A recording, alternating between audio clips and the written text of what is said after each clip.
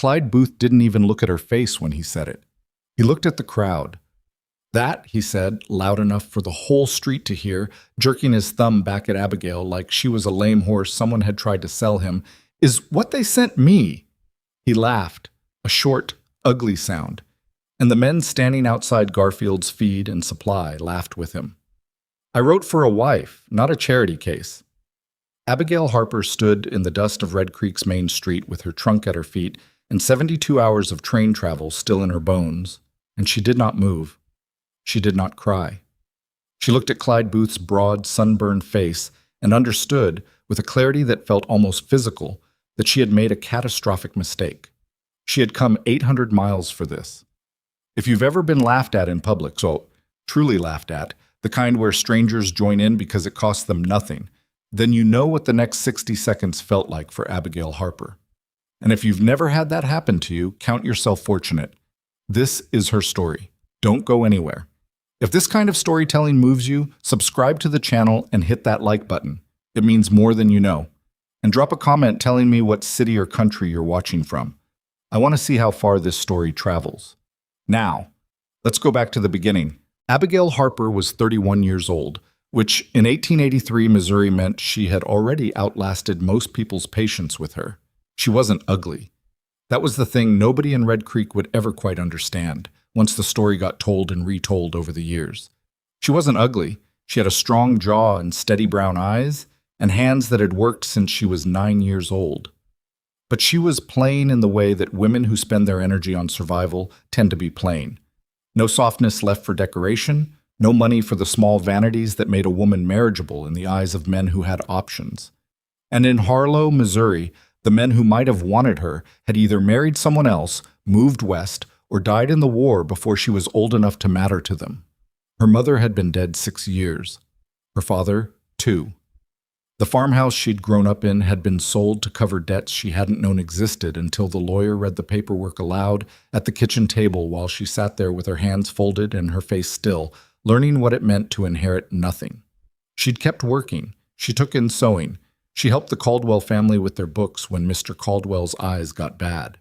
She lived in a rented room above the hardware store, and she saved money the way some people save breath, carefully, knowing it might have to last. The advertisement had been tacked to the community board outside the post office. She'd walked past it 4 times before she stopped and read it. Frontier Settlement of Red Creek, Wyoming Territory. Men of good standing seek wives of strong character and practical disposition. Letters of introduction accepted. Arrangements made through the office of Mr. C.D. Harkness, licensed broker of matrimonial correspondence. She had not been romantic about it. That was what she told herself later, and she mostly believed it. She had not pictured a handsome man waiting at a train platform with flowers. She had pictured a house, a purpose, a place where her particular combination of stubbornness and competence might actually be valued rather than merely tolerated. She wrote 3 letters. Careful letters. Honest ones. She described herself accurately, her age, her background, her skills. She mentioned that she was not a delicate woman, that she had managed a household alone for 6 years, that she knew how to stretch flour and salt pork through a hard winter and still keep a place that felt like a home. She received replies from 3 men. Gerald Potts, age 44, who ran a small cattle operation and mentioned twice in his letter that he believed a wife's primary role was to maintain an orderly home. She read that carefully and wrote back anyway, because orderly homes were something she knew how to build. Clyde Booth, age 38, who wrote in a cramped hand about his land holdings and his future prospects, and who mentioned, almost as an afterthought, that he hoped she was a woman of pleasant disposition and sound health. And Thomas Wheeler, age 42, who wrote something different.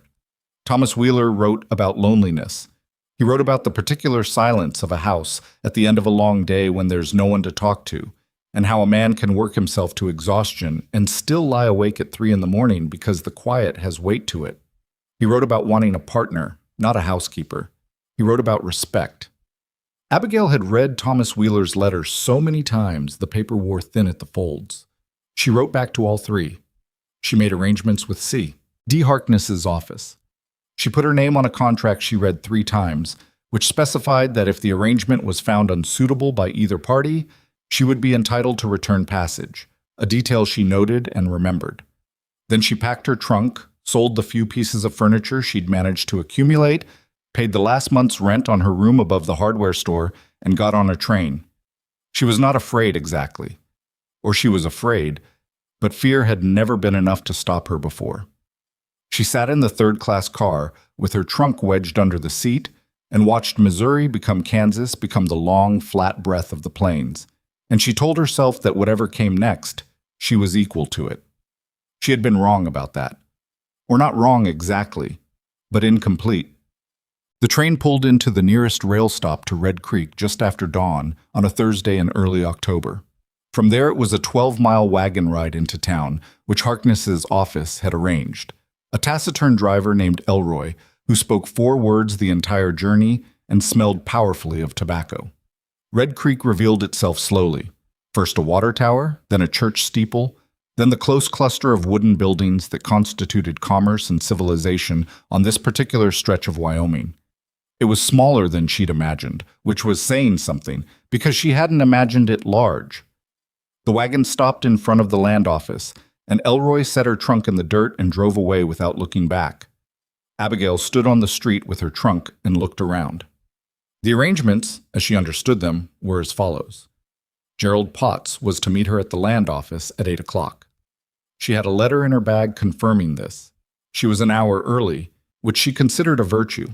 She found a spot to wait where she wasn't blocking foot traffic and stood with her hands clasped and her back straight and watched Red Creek go about the beginning of its day. A woman crossing to the mercantile glanced at her and kept walking. 2 men outside a feed store stopped talking long enough to look her over and then resumed their conversation. A boy of maybe 12 ran past with a dog at his heels and paid her no attention at all. At 8 o'clock, she was still standing there. At 8:30, she walked to the land office door and knocked. The man inside told her Gerald Potts had come by an hour ago, taken one look through the window at the woman standing on the street, and left. Abigail absorbed this. He didn't even come out to speak with me? No, ma'am. The man behind the desk had the grace to look uncomfortable. He said there'd been a misunderstanding. A misunderstanding, she repeated. Yes, ma'am. She thanked him and went back outside. She stood on the street and breathed the cold Wyoming air and thought about what it meant that a man had looked at her through a window and decided she was not worth the trouble of a conversation. She thought about the 3-day train journey. She thought about the room above the hardware store that was no longer hers and the furniture she'd sold for $11. Then she picked up her trunk and went to find Clyde Booth. He was at Garfield's Feed and Supply, which 3 different people pointed her toward when she asked. The directions were given with a particular quality of attention, the kind of attention that means people are curious about what's about to happen, and she filed that away without knowing yet what it meant. Clyde Booth was a big man with a weathered face and a way of standing that suggested he was accustomed to taking up more space than he technically needed. He was talking to 2 other men when she approached, and he didn't stop talking immediately when she came within conversational distance. He finished his sentence, something about a fence line, before he turned to look at her. She watched his face change. It was a subtle thing, the change. If she hadn't been looking for it, she might have missed it. But she'd spent 31 years watching people's faces for information, and she saw it clearly. The small recalibration, the swift downward revision. Whatever he'd expected, she wasn't it. Mr. Booth, she said, I'm Abigail Harper. I believe we have a correspondence arrangement. He looked at her for another moment. Then he looked at the men he'd been talking to. And then, this was the part she would not forget. Not ever. Not for the rest of her life. He smiled. The smile was for them, not for her. He turned back to his companions first, making sure they were watching, and then he turned back to Abigail. That, he said, loud enough for the whole street to hear, jerking his thumb back at her like she was a lame horse someone had tried to sell him, is what they sent me. The laughter came quick, the way laughter does when it's been invited. Abigail did not move. She felt the heat rise from her chest to her throat and kept her face still through what felt like considerable effort. Her hands, at her sides, closed into loose fists and then opened again. I wrote for a wife, Clyde Booth continued, performing now. Not a charity case. More laughter. One of the men, Young, with a red bandana around his neck, had to look away, embarrassed by his own amusement but not embarrassed enough to stop. A woman on the opposite boardwalk turned to see what was funny. A man leading a horse slowed down. Abigail looked at Clyde Booth's face for 3 full seconds. She did not speak. There was nothing to say that would help her here, and she knew it, and the knowing was its own particular kind of pain. Not the pain of humiliation exactly, but the pain of being entirely correct about a situation you'd hoped to be wrong about. She picked up her trunk. She walked away. She walked past the land office, and past the church, and past the end of the main street's boardwalk, where the wood ran out and the dirt began again. And she kept walking until the sounds of town faded behind her, and there was only the wind and the scrub grass and the wide Wyoming sky overhead. Then she set the trunk down and sat on it and pressed the heels of her hands against her eyes and breathed. She didn't cry. She wanted to. The want was physical, a pressure behind her sternum that had nowhere to go. But she'd learned a long time ago that crying didn't help when you were alone because there was no one to witness it, and it only left you with a headache and a raw throat, and she needed to think. She had $4.30. She had a trunk with 3 changes of clothing, a small collection of books, her mother's quilt, and a bone-handled knife her father had given her when she was 14, and that she'd kept through every reduction of circumstance since. She had a return passage clause in a contract that entitled her to a train ticket back to Missouri, which she could theoretically claim from Harkness's office. Back to Missouri. Back to nothing. Back to the hardware store room that was no longer hers, and the town that had already forgotten her, and the slow, careful, absolutely static life she'd spent the last 6 years building toward exactly nothing. She sat on her trunk in the dirt outside Red Creek, Wyoming, and looked at the mountains in the distance, and the mountains looked back at her with complete indifference. One more, she thought. Thomas Wheeler. She had one more. What? She found Thomas Wheeler at the livery stable at the eastern end of town. She had to ask twice. The first person she asked didn't know the name or pretended not to. And the second, an older man with a bent spine who was sweeping the street outside the barber shop, gave her directions with an expression she couldn't quite read. Wheeler was inside the livery, doing something with a piece of harness. He was a lean man, taller than she'd imagined, with a quality of stillness about him that matched his letters. He looked up when she came in, and she saw recognition move across his face. "Miss Harper," he said. "Mr. Wheeler." She set her trunk down just inside the door. "I'm glad to have found you." He nodded slowly. He looked at her, really looked at her, the way the others hadn't, without the quick calculation and dismissal. She felt something in her chest loosen fractionally. Maybe this one. "I heard what Booth did," he said. "Then you know the kind of morning I've had." "I do." He set the harness down. His hands were steady. "Miss Harper, I need to say something to you, and I want you to know I've thought about it, and I'm not saying it lightly." The loosening in her chest reversed itself. "All right," she said. "The letters," he said. "The things I wrote to you, I meant them. I meant every word." He paused. "But I've been thinking these last few weeks, and I've come to understand that I wrote those letters when the loneliness was particularly bad, and I made promises in them that I'm not certain I can keep." He was looking somewhere past her left shoulder. "I have a daughter. She's 11, and she's had a hard enough time of it without me bringing someone home who might not what?" Abigail said. Her voice was very level. He looked at her then, finally, and the apology in his face was genuine and also entirely useless to her. "I'm sorry," he said. "I don't think I can go through with it." Abigail stood in the livery stable doorway and looked at Thomas Wheeler, who had written about loneliness and partnership and respect, and who was now looking at her shoes. "Your letters were beautiful," she said. "I want you to know I read them many times." "Miss Harper, I came 800 miles.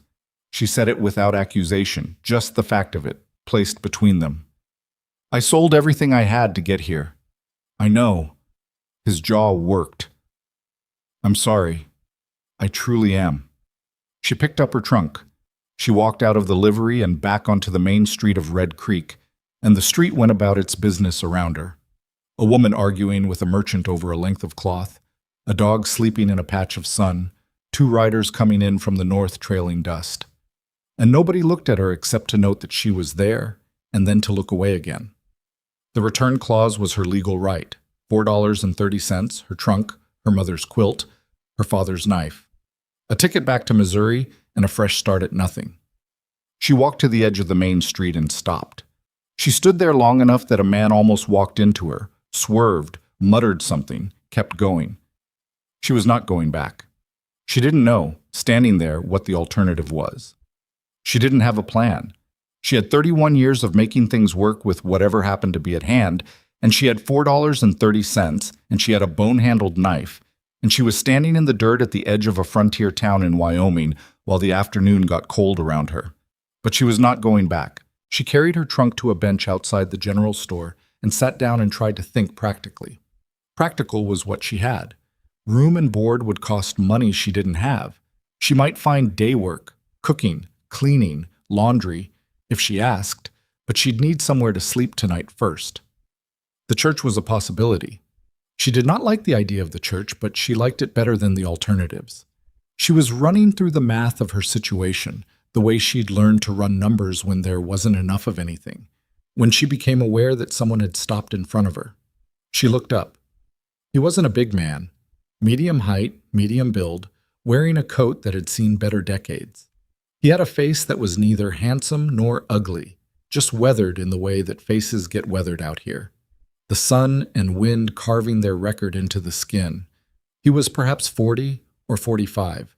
It was hard to tell. He was looking at her trunk, then at her face, with an expression she hadn't encountered yet today. Not pity, not contempt, not that awful masculine evaluation. Something closer to assessment, as though he were trying to determine something specific about her and hadn't made up his mind yet. "You're the woman who came on the matrimonial arrangement," he said. It wasn't a question. "Is there anyone in this town who doesn't know that?" she said. "Probably not." He glanced back toward the center of the street. "Booth has a loud voice." "He does." "I'm Nathaniel Reed." He didn't offer his hand. "I have a ranch about 4 miles northeast of town. I'm not one of the men from Harkness's list." "I didn't think you were." "No." He looked at her again with that same assessing quality. "What are you planning to do?" It was a surprisingly direct question. Abigail considered lines, saying she had arrangements, that things were in hand, and decided against it. "I haven't decided yet," she said. "I'm working through the options." "Which are?" "Return passage to Missouri, or find work here." "What kind of work?" "Whatever kind is available." She held his gaze. "I can cook, clean, keep books, handle a household. I can teach if there's a school. I can do laundry if that's what's available." She paused. "I'm not particular about dignity at the moment. I'll do what needs doing." He was quiet for a moment. Then he crouched down. Not sat, crouched, as though he expected to need to stand up quickly, and rested his forearms on his knees and looked at the ground between his feet. "My wife died 14 months ago," he said. "Influenza." Abigail said nothing. "I have 2 children. Emily is 9. Jacob is 12. She's been quiet since her mother died, the kind of quiet that worries me. Jacob is angry. At me mostly because I'm available, but at everything in general." He paused. "The ranch is barely holding. I have 2 men working it, and I can't afford a third. I've been managing the house and the children and the work, and I'm not managing it well. Everything is held together with poor decisions and stubbornness." "That's an honest assessment," Abigail said. He looked up at her. "I'm not a man who prettifies things. It doesn't save time." "No," she agreed. "It doesn't." He was quiet again. She had the sense he was reaching toward something difficult, taking his time with it. "I'm not offering what those men were offering," he said finally. I'm not in a position for any of that. What I need is someone to be present in that house, someone the children can count on to be there, to bring some steadiness back." He stopped. "I can offer room, board, and a small wage, $10 a month." "That's a housekeeper's arrangement," she said. "Yes, not a marriage." "No, not that. Not now. Maybe not ever. I don't know." The honesty in his voice was rough-edged, real. I'm not going to make promises I can't keep. Abigail looked at him for a long moment. She thought about Thomas Wheeler's beautiful letters and what they'd been worth. She thought about Gerald Potts watching her through a window and deciding she wasn't worth a conversation. She thought about Clyde Booth's laugh and the way it had opened up to include the whole street. She thought about Missouri. I have conditions, she said. Nathaniel looked at her steadily. Go on. I will not be kept in the back of the house like something to be ashamed of. If I'm in your household, I'm treated as a person of standing, not a piece of furniture you've acquired. She said it flatly, without heat. If your children need discipline, I'll provide it as I see fit, and I won't be countermanded in front of them. If there's a problem with how I'm managing things, you speak to me directly, not around me. She paused. And if this arrangement isn't working for either of us, we end it cleanly, with no unpleasantness and enough notice for me to make other arrangements. Nathaniel Reed was watching her with an expression she couldn't entirely parse. She waited for pushback, for some version of those are ambitious terms for a woman who was sitting on a trunk in the street an hour ago. That's fair, he said. She hadn't expected that. She felt something shift in her. Not relief exactly, but a readjustment. All right, then. He stood up from his crouch. I'll bring the wagon around. You'll want to put your trunk in the back. I know how wagons work, Mr. Reed. Something moved at the corner of his mouth, not quite a smile. I expect you do, Miss Harper. The drive out to the ranch was mostly quiet. Nathaniel Reed drove without conversation, which she appreciated.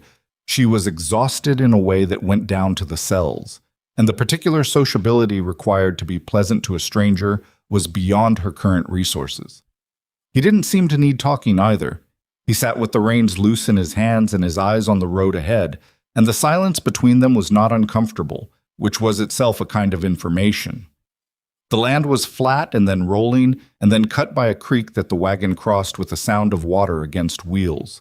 The sky was the color of old pewter, the clouds stretched thin and high. It was the kind of landscape that could feel either vast and free or vast and indifferent, depending on what you brought to it. She was trying to figure out what she brought to it. The ranch house came into view as the road curved north, a long, low building of weathered wood, functional rather than welcoming, with a barn to the east and a corral where 2 horses stood in the cold. There were fences that needed mending. She could see that from the road. There was a kitchen garden that had been planted and then largely abandoned to its own devices, the last of the season's growth gone tough and leggy. There was firewood stacked beside the house in amounts that were going to fall short if the winter came hard. None of this surprised her. As the wagon rolled into the yard, a boy came out of the barn. 12 years old, the father had said, and he looked it. Big for his age in the way boys sometimes are just before the rest of them catches up to their height, with a jaw set so tight it was visible from 20 feet. He looked at the wagon, at his father, and then at Abigail with an expression of complete and utter rejection.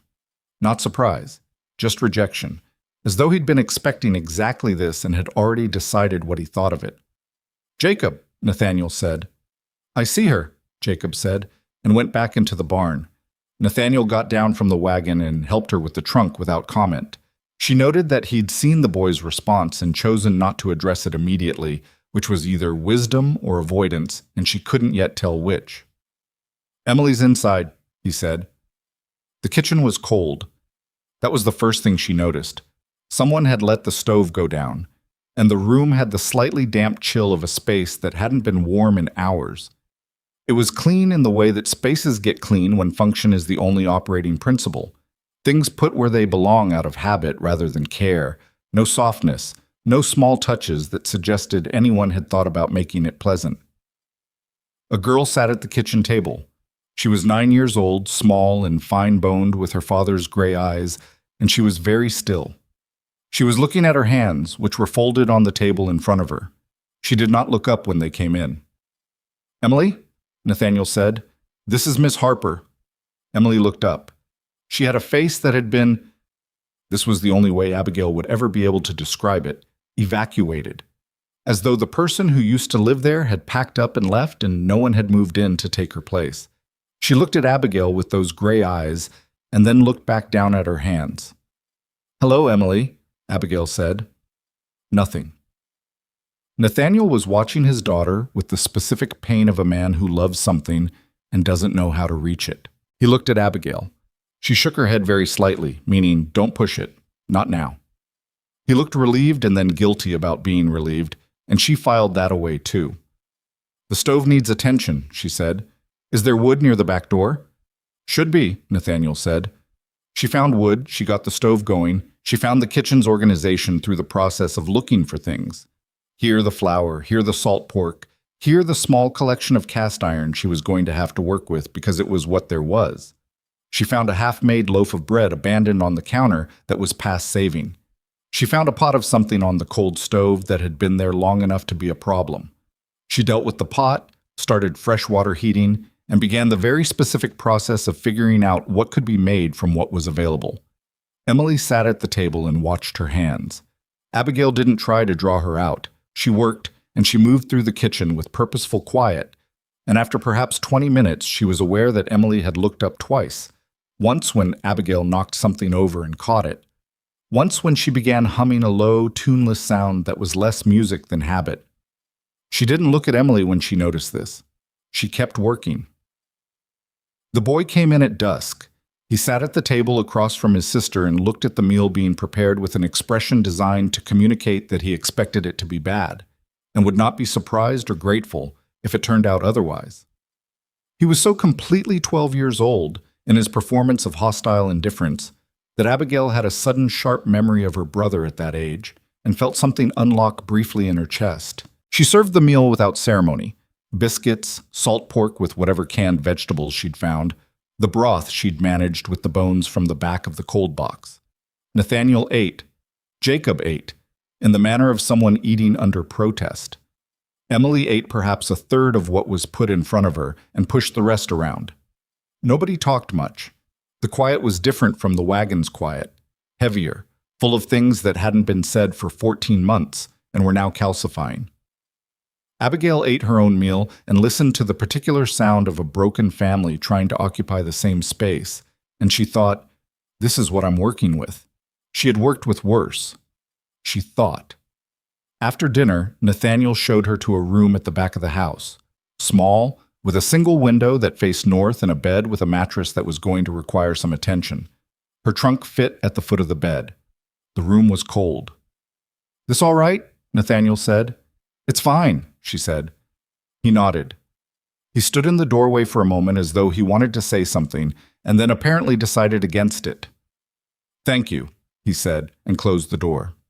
She unpacked only what she needed for the night. She spread her mother's quilt over the existing blanket and sat on the edge of the bed and pressed her palms flat on her thighs and looked at the small, cold room. She had come 800 miles for this. A broken family and a drafty room, and a boy who hated her on principle, and a little girl who'd gone somewhere no one could follow, a man who was holding his life together with poor decisions and stubbornness, by his own accounting. Outside, the Wyoming wind had picked up. It came under the door and around the window frame with the casual cruelty of things that don't care about you specifically. Abigail Harper sat in the room that was now hers for however long it remained so, and thought about all the closed doors behind her. Then she lay down under her mother's quilt and closed her eyes. Tomorrow, she thought, one thing at a time. The wind pushed at the window frame and she let it, and somewhere in the middle of deciding how to rebuild a kitchen garden from scratch, she fell asleep. She woke before the house did. That was habit. 31 years of it, the body learning early that the first hour of the day belonged to whoever claimed it. She dressed in the cold and went to the kitchen and got the stove going while the sky outside was still more black than gray, and by the time it shifted to the particular pale. Nothing that preceded dawn. The kitchen was warm and she had coffee on and biscuit dough resting under a cloth on the counter. She stood at the window and looked at the yard. The barn was a dark shape against the lighter dark of the sky. The corral fence ran in a crooked line that confirmed what she'd suspected from the wagon. Someone had been patching it rather than fixing it, dealing with each new break as it appeared rather than addressing the underlying problem. The kitchen garden was worse in the early light than it had been at dusk. 3 rows of something that had been, once, productive, now gone entirely to seed. She made a mental list. She had been making mental lists since she was 9 years old, and it was the discipline that had kept her from drowning when everything else ran out. The stove needed a new grate before winter. The fence was a project for dry weather, which meant soon or not until spring. The garden could be cut back and mulched, and it might recover or it might not. The cold box had enough in it to manage for 3 days if she was careful, after which someone needed to go to town for supplies. $4.30, minus whatever the ride to the ranch had cost, which she had not yet determined. She was in the middle of calculating flour quantities when she heard a sound from the hallway. Small, careful footsteps. The sound of someone trying not to be heard. She didn't turn around. The footsteps stopped at the kitchen doorway. She was aware of the small presence there, the way you're aware of weather shifting, a change in the quality of the air. She turned the biscuit dough and didn't look up. After perhaps a minute, Emily came into the kitchen. She was in her nightgown with a blanket wrapped around her shoulders, her dark hair loose, her gray eyes carrying the particular flatness of someone who'd woken in the night and hadn't fully come back. She stood near the doorway, not at the table, not committing to being present. "There's coffee," Abigail said. "It's strong. I don't know yet how your family takes it." Emily looked at the stove. "Your father and your brother," Abigail said, moving the dough to the pan, still not making eye contact. "Do they take it with anything or plain?" A pause. Then, so quietly, it was almost not a sound. "Papa takes it plain. Jacob puts sugar in when he thinks nobody's watching." "Good to know," Abigail said. She set the biscuit pan near the heat and wiped her hands on a cloth and then, only then, looked at Emily. The girl was watching her with an expression that was not quite wariness. Wariness had something active in it. This was more like the careful stillness of an animal that has learned that hope leads to trouble. Abigail pulled out a chair from the table, not for Emily, for herself. She sat down with her coffee and folded her hands around the cup. "You don't have to talk to me," she said. "You don't have to like me. That's not something I'm going to push on." She looked at her coffee. "I'm just going to be here, and I'm going to cook and keep this place running, and that's all I'm asking of you. That you eat what's put in front of you and let me know if something's wrong." Emily was still standing by the door, but she hadn't left. "What if I don't want you here?" she said. The question was direct in the way that children's questions often are. No cruelty intended, just the thing itself, unadorned. "Then that's your right," Abigail said. "You live here. I'm a guest, in a manner of speaking." "You're not a guest. Papa's paying you." "That's true." Abigail considered this. "I suppose I'm more like a new piece of furniture. Something your father brought in because there was a gap where something used to be?" She paused. "Not a replacement, just something that fills a function." Emily looked at her for a long, measuring moment. Then she pulled out a chair and sat down at the table, blanket still wrapped around her shoulders, and folded her small hands on the table in front of her. She didn't say anything else, but she stayed. Jacob was a different problem. He came in for breakfast at full hostility, not the sleepy hostility of a boy who hadn't woken up properly, but deliberate, constructed hostility, the kind that takes energy to maintain. He sat down, looked at the biscuits and the salt pork and the leftover broth she'd made into something approximating gravy, and said nothing. He ate. He ate quickly and efficiently, the way people eat when they've decided not to enjoy something on principle, and then he pushed back from the table. "Those are good," Emily said quietly, about the biscuits. Jacob looked at his sister. Then he looked at the biscuits. Then he looked somewhere above and to the left of Abigail's head. "They're all right," he said, which was the most significant compliment she would receive from him for the next several weeks, and she knew it when she heard it. Nathaniel came in last, pulling on his coat, already moving at the pace of someone who was perpetually behind. He took the coffee she poured without comment, drank half of it standing at the counter, and then stopped and actually looked at the kitchen, at the warmth of it, the smell of food, the two children at the table. Something moved across his face. She looked away from it before she could be accused of witnessing it. "I'll be in the north pasture most of the day," he said. "There's a section of fence that won't hold another week." "I need to know the account situation," she said. He stopped pulling on his coat. "The account situation. For the household. what you have for supplies, what you owe at the general store, whether there's an account there or if it's cash purchase. She looked at him directly. I can't manage a kitchen without knowing what I'm managing. He looked slightly thrown, which told her this was a conversation that hadn't happened before, that his wife had handled these things quietly or that they'd gone unhandled since. There's an account at Morrison's. I don't know what the balance is exactly. I'll need to know, and I'll need access to it, or a clear understanding of what I'm authorized to purchase. I'll write you a note, he said. That'll do? He wrote the note, a short, practical document authorizing Miss Abigail Harper to purchase household necessities on account, and was out the door before the sun had fully cleared the horizon. Abigail looked at the note, and then at the kitchen, and then at Emily, who was still at the table with her hands folded. Do you want to come to town with me? Abigail asked. I need to go to Morrison's today. Emily considered this with the gravity of a diplomat considering a treaty. Is Jacob coming? I haven't asked him yet. He won't want to. No, Abigail agreed, but I'll ask anyway. Jacob, as predicted, did not want to come. He said he had work, which was not untrue. She'd seen him heading toward the barn with a purpose that suggested he'd assigned himself tasks specifically to avoid being available. She didn't push it. She borrowed the smaller wagon, which took her 20 minutes to figure out how to hitch correctly because it was rigged differently from what she knew. And she and Emily drove into town under a sky that had gone from pale to a thin, cold blue. Emily sat beside her and looked at the road. Do you like school? Abigail said, after a mile of silence. I used to, Emily said. You stopped going? After Mama died. Papa said I didn't have to. A pause. Jacob went back. He said he needed to get out of the house, but I didn't want to go without... She stopped. Without her taking you, Abigail said. Emily nodded once, very small. Abigail kept her eyes on the road. I'll take you if you want to go back, whenever you're ready. Emily didn't answer, but she didn't argue either, which was something.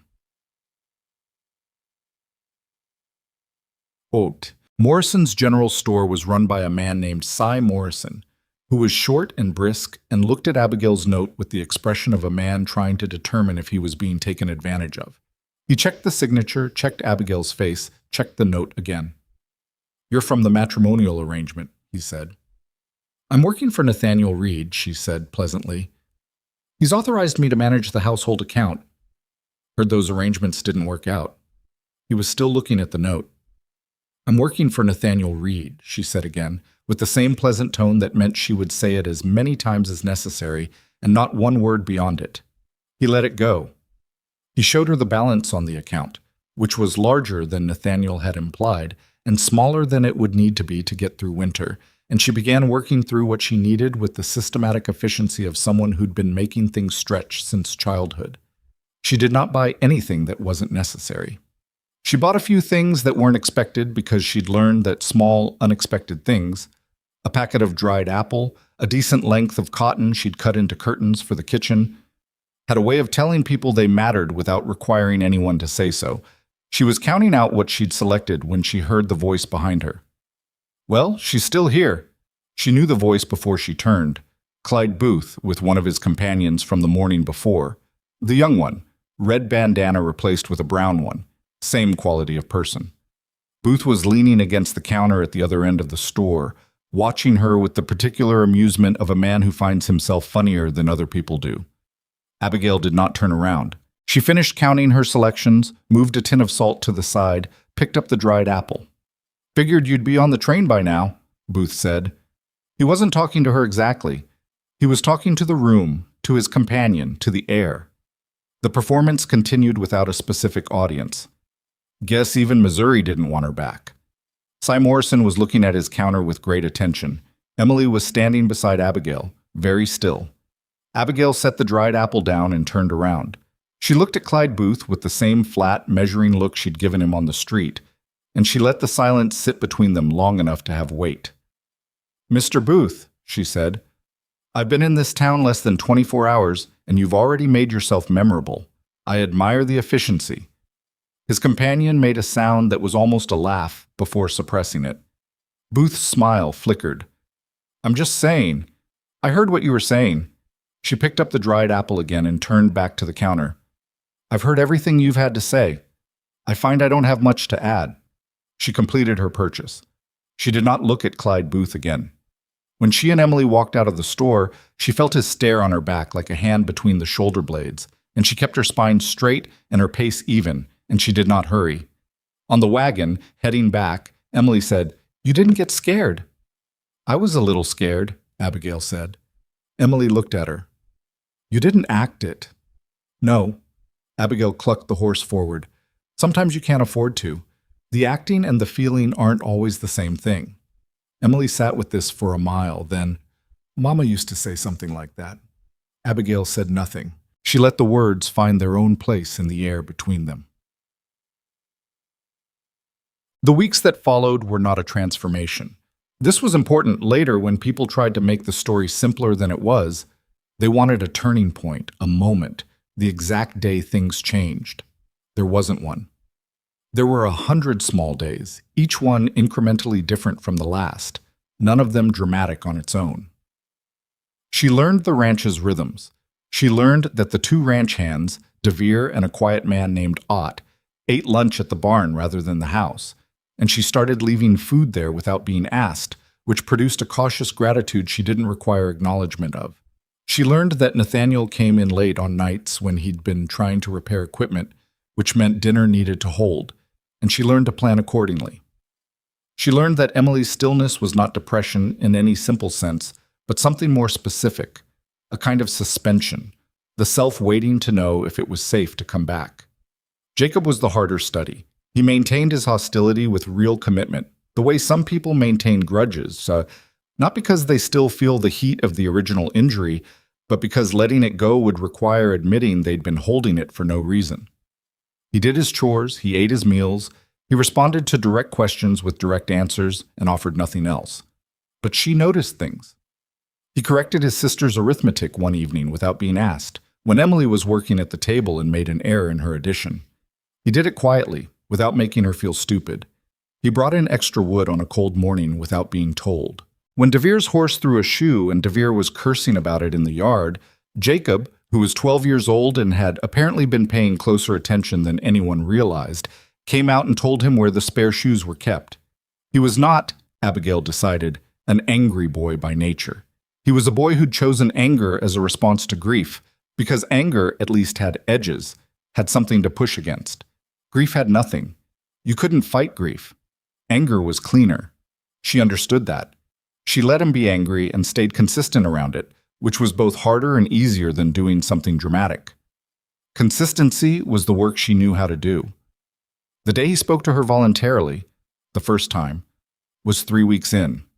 She was outside cutting back the kitchen garden before the freeze made it impossible. It was cold work, her hands red before she'd been at it 10 minutes, and she was moving through the dead growth with a determination that was partly practical and partly just needing something to cut. Jacob came out of the barn and stood at a distance and watched her for a while. "That's not going to save it," he said. "The cutting back might. We'll see in spring. The soil's wrong, too much clay on this side." He came a few steps closer. "Mama wanted to move the garden, but she never got around to it." Abigail stopped cutting. She looked at the garden and then at the boy. "Do you know where she wanted to move it?" "East side, near the well. Better drainage." "Probably too late to move it before freeze. Yeah." He stood with his hand shoved in his coat pockets, looking at the dead growth. She had plans for this whole place, the garden, She was going to build a proper chicken coop off the side of the barn. He stopped. Abigail said nothing. She went back to cutting, slow enough that it wasn't dismissive, steady enough to let him talk or not as he chose. "She had a lot of plans," he said. His voice had changed, thinner, careful around something fragile. "She didn't get to do most of them." "She did some of them," Abigail said. "How do you know?" "Because the house is sound. The barn is well kept. Your sister knows how to read well, and your father knows how to manage men." She set down the cutting tool and straightened. "Those things don't happen by accident. She did a great deal. She just didn't get to finish." Jacob was looking at the ground in front of his feet. His jaw was set in the way she'd learned, the defensive clench that preceded either anger or something else. She waited to find out which it would be. "It's not fair," he said. "Not angry, just the fact of it." "No," she said. "It isn't." He looked up at her then. He had his father's eyes, Huang. Gray, direct, the kind that didn't hide much, even when the person trying to hide something was working at it. "Why did you stay?" he said. "Those men didn't want you. You could have left." It was the most honest question anyone had asked her since she arrived. She thought about how to answer it, and then decided to answer it the same way she'd decided to live it. Straight. "Because going back would have meant that they were right about me," she said. "And they weren't." Jacob looked at her for a long moment. Then he bent down and picked up the cutting tool she'd set down and began cutting back the row she'd left off at, with the slightly erratic technique of someone who'd watched rather than been taught, but trying. She picked up the second tool and worked the other side, and they cut the dead garden back in silence, the cold air and the scrape of the tools, and the occasional distant sound of cattle, the only sounds between them. It wasn't forgiveness. It wasn't friendship. But it was something that had not existed an hour before, and it was real. Nathaniel noticed things too. He was not an unobservant man. He'd learned to read weather and animals and the condition of land the way some men read books, by necessity, by survival. He noticed that his daughter had started setting her own place at the table rather than waiting to be asked. He noticed that his son had, on 2 separate occasions, been in the same room as Abigail without leaving it. He noticed that the house was warm in a way it hadn't been, not just in temperature, which was the wood and the stove, but in some quality of the air, some sense that the space was inhabited rather than just occupied. He was careful about what he made of this. He was careful about what he made of Abigail in general. She had upended his expectation of what this arrangement would be. He'd imagined something serviceable, someone who would fill the practical gaps while he figured out the rest. He had not expected someone who negotiated her own terms and maintained them without drama. He had not expected the steadiness. He found himself sometimes watching her work, not in any way he put a name to, just the noticing of someone who was trying to understand a thing. She moved through difficulty the way water moves through a crowded space, finding the way through rather than fighting the obstacle. She didn't make a performance of the hard things, she just did them. One evening he came in late from a run of bad luck. A calf lost, a fence section down he hadn't known about, DeVere with a pulled muscle that put him out of commission for 2 days minimum. And he sat at the kitchen table and put his face in his hands, and he was only barely aware that she'd set a plate in front of him and then sat down across from him with her own coffee and said nothing. He kept his face in his hands for a moment longer, then he straightened up. "The calf I lost this morning," he said. "I heard. That's the 3rd this season. The Henderson outfit up north is taking losses too, which means it's something moving through the range, not just bad luck with my herd." He picked up the fork she'd set out and then put it back down. If it continues, what do you do?" she said. He looked at her. "What do I do about what?" "If the losses continue, what's the next step?" It was not a question he'd expected. People, the men who worked for him, the few neighbors he talked to, offered sympathy or advice about specific remedies, or the Wyoming frontier's particular form of encouragement, which was to say nothing and let a man figure it out. She was asking about the step beyond the immediate problem. "I talked to the other ranchers," he said slowly. "Coordinate. Try to figure out if there's a pattern." "Is there anyone you trust enough to do that with?" He thought. "Walt Hennessy, maybe. Couple others. Then that's where to start." She wrapped both hands around her coffee cup. "Before the winter closes everything down." He ate.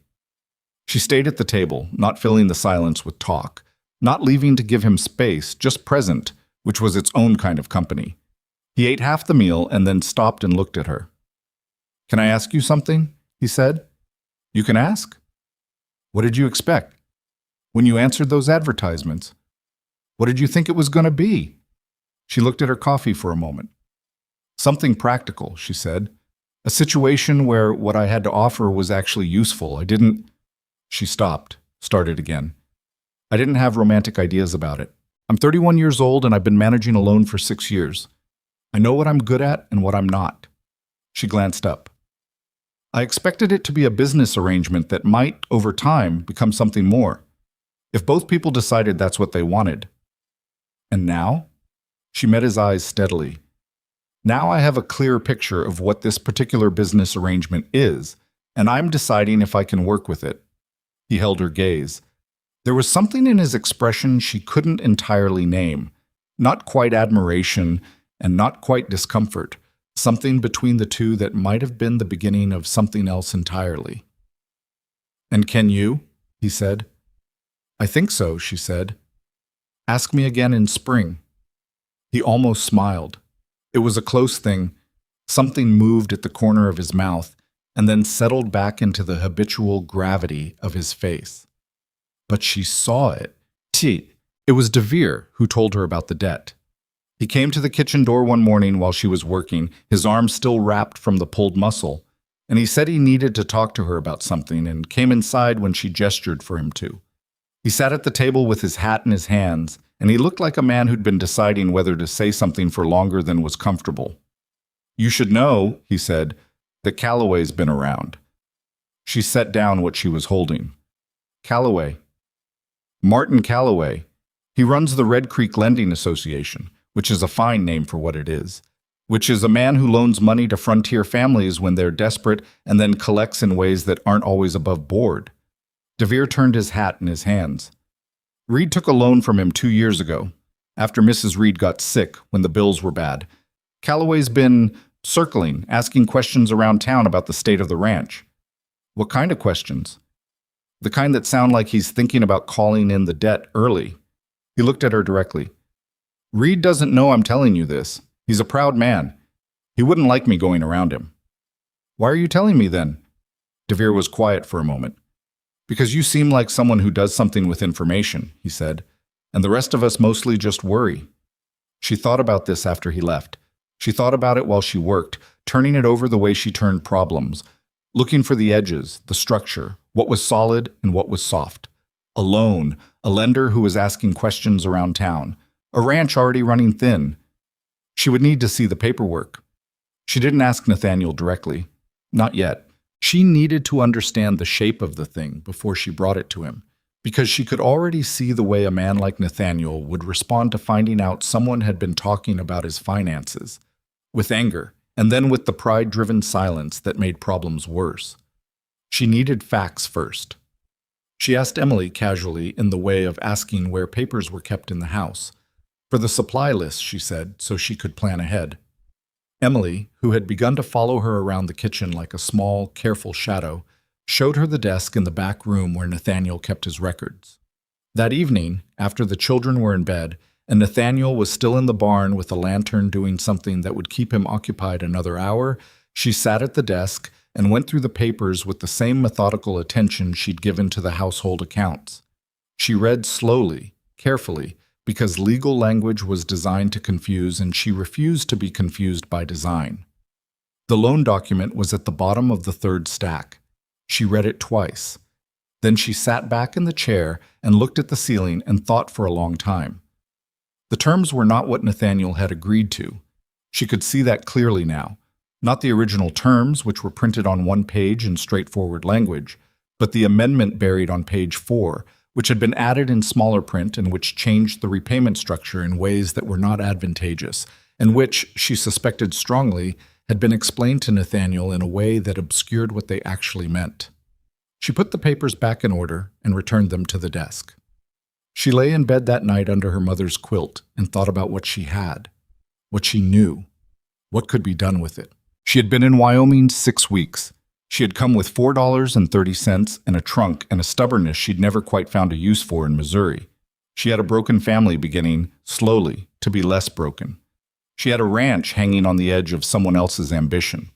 She thought about what DeVere had said. "You seem like someone who does something with information." She was. She turned toward the window and closed her eyes and let herself rest, because tomorrow would require everything she had, and she'd learned long ago that the only way to be ready for what was coming was to actually sleep when sleep was available. The wind moved against the window frame. The house settled around her. Somewhere in the barn, a horse made a low sound and went quiet. She slept. The thing about a child's fever is the speed of it. One morning, Emily ate her breakfast at the table, half a biscuit and some of the oatmeal Abigail had started making on cold days because it was warm and it was filling, and Emily would eat it when she wouldn't eat much else. She was quiet, which was not unusual, and a little slow to respond when Abigail asked her something, which could have been tiredness. She'd been sleeping poorly. They all had. The wind had been bad that week, the kind that found every gap in the house and made its presence known through the night. Abigail noticed the color in Emily's face, but thought it was the cold morning, the quick transition from sleep to the kitchen's warmth. She noticed the girl's eyes looked wrong, slightly unfocused, slightly too bright, and she filed it. She told herself she was looking for problems because she'd trained herself to look for problems, and not everything was a problem. By noon, Emily was burning, not warm, not feverish in the mild way that resolved itself with rest and water and watching. Burning. The kind of heat that radiates off a child's skin when you're still a foot away, that turns their face a terrible, hectic red and makes their breathing shallow and fast. Abigail pressed her hand to Emily's forehead and felt her own stomach drop. She got Emily into bed immediately, pulled the blankets back because the heat needed somewhere to go, started water heating on the stove. She sent Ott, who was in the yard, for Nathaniel, who was out at the north fence with Jacob, and she told Ott to go fast. Then she went back to Emily's room and sat on the edge of the bed and took the girl's hand. Emily's eyes were open, but not quite tracking. She turned her head toward Abigail when she felt the hand, which was something, which meant the fever hadn't taken her completely inside herself yet. Cold, she said, though she wasn't. Her skin was a furnace. I know, Abigail said. I know it feels that way. She wrung a cloth out in the basin she'd brought, cool water, not cold, because cold would make the muscles seize, and laid it on Emily's forehead. The girl closed her eyes. Her breathing was wrong, too fast, too shallow, each breath doing less work than it should. Abigail did not let herself think about what the breathing meant. She thought about the next 10 minutes. She thought about the cloth, the water, keeping Emily's neck and wrists cool, getting fluids down her if possible. She thought in the small, practical units of someone who knows that panic is a luxury and she couldn't afford luxuries. Nathaniel came in at a run. She heard him come through the front door, heard the particular thud and scrape of boots pulled off fast in the entry, heard him cross the kitchen in 4 strides. He stopped in the doorway of Emily's room, and she turned to look at him, and she saw on his face something she hadn't seen before. Not worry, not even fear exactly, but the specific look of a man standing at the edge of something he'd already fallen into once and never fully climbed out of. He'd lost his wife. He'd watched her go. Abigail understood in that instant that every childhood illness since had carried the weight of that. And this, Emily's scarlet face and shallow breathing and the heat coming off her like a banked fire, was almost more than he could hold. "How long?" he said. "I noticed something this morning. It came on hard in the last 2 hours." She kept her voice level. Level was what he needed. "I need you to go to town for Doc Hennessy." "Hennessy's 30 years old," Nathaniel said. "He's been here 18 months. "He's the doctor," she said. "Go." He looked at his daughter. Emily had turned her head again, restless with it now, her hands moving against the blanket in the fretful way of children fighting something they can't name. His jaw worked. "Go," Abigail said again, quietly. "I'll stay with her. I won't leave this room." He went. Jacob was in the kitchen doorway when she came out to get more water. He'd ridden back with his father, and he was standing there with his coat still on, his face carrying a complicated expression that she was learning to read. Anger on the surface, underneath it something much softer and much more frightened. "How bad?" he said. She looked at him. He was 12 years old, and he had already buried his mother, and she was not going to lie to him because lying to children about serious things was a cruelty that cost more than it saved. "It's a hard fever," she said. "I don't know yet what it's from. Your father's getting the doctor." "She was fine yesterday," he said. The accusation in it wasn't directed at Abigail exactly, but it had to go somewhere. "Yes," Abigail said. "She was." "So, how does this happen?" "Sickness doesn't announce itself, Jacob. It comes when it comes." She picked up the water basin. I need you to do something useful. Can you do that? He straightened. It was the right question for him. Give him a task. Give him something to push his energy into. What? Get every spare blanket from the cedar chest in the hall and put them in the room next to Emily's. If she needs them, I want them close. Then stoke the kitchen stove and keep it going. I need hot water available for the next several hours. She paused. Can you keep the stove steady without burning the house down? Yes, he said, with a flash of something almost like his normal self. I'm not 6. Good. She moved back toward Emily's room. Then do it. She heard him moving behind her, heard the cedar chest open, heard the purposeful sound of a boy doing something because doing something was the only way to be in the situation. She went back to Emily. Doc Hennessy arrived at dusk. He was, as Nathaniel had noted, young. Young for a doctor, young for this country, with a manner that was competent rather than reassuring, which Abigail actually preferred. Reassurance was easy, competence was rarer. He examined Emily with a thoroughness that made Abigail approve of him, asking her questions as he worked. When did it start? How high had the fever been when she first checked? Had Emily complained of anything in the days before? She answered everything precisely, and he nodded at the precision the way professionals do when they encounter someone else being professional. Influenza most likely, he said when he straightened. Could be worse. Could be better. With children this age, the first 3 days are what matter. If the fever breaks in that window, they generally come through. He looked at Nathaniel, who was standing in the doorway with his arms crossed over his chest, in the particular way of a man holding himself together by mechanical means. If it doesn't break... He stopped. Tell me what to do, Abigail said. He told her. She listened with the full focused attention of someone who was going to do exactly what was described and make it work. Cool cloths. Fluids whenever Emily could be brought to take them, watching her breathing. If it changed, if it got worse, if the color shifted toward blue anywhere. He left a small packet of willow bark powder and instructions for dosing. He said he'd come back in the morning. After he left, Abigail pulled a chair to Emily's bedside and settled in. Nathaniel stood in the room. He looked at his daughter, at the chair Abigail had taken, at the basin of water on the nightstand, at his daughter again. He looked like he wanted to do something and couldn't determine what. Go eat something, Abigail said, Bucky. Jacob made coffee. It's not very good, but it's hot. I'm not hungry. I know. Eat anyway. She wrung out the cloth and replaced it on Emily's forehead. You can sit with her later. I'll wake you at midnight and you can take a few hours. But right now you need to eat, and Jacob needs his father in the kitchen. Nathaniel looked at her. She could see him weighing it, the pull to stay against what she was saying, which was true, and he knew it. Jacob was in the kitchen alone with his fear. Nathaniel was not someone who talked easily about fear or about anything interior, really, but he could be present. Presence was sometimes enough. He went. Emily's breathing steadied slightly as the evening went on, then worsened again around 10 o'clock in that nocturnal way that fevers have, the body fighting hardest when the dark comes. Abigail stayed. She changed the cloths when they warmed, coaxed small amounts of water into Emily when the girl was conscious enough to swallow, talked to her in a low, even voice when the restlessness got bad.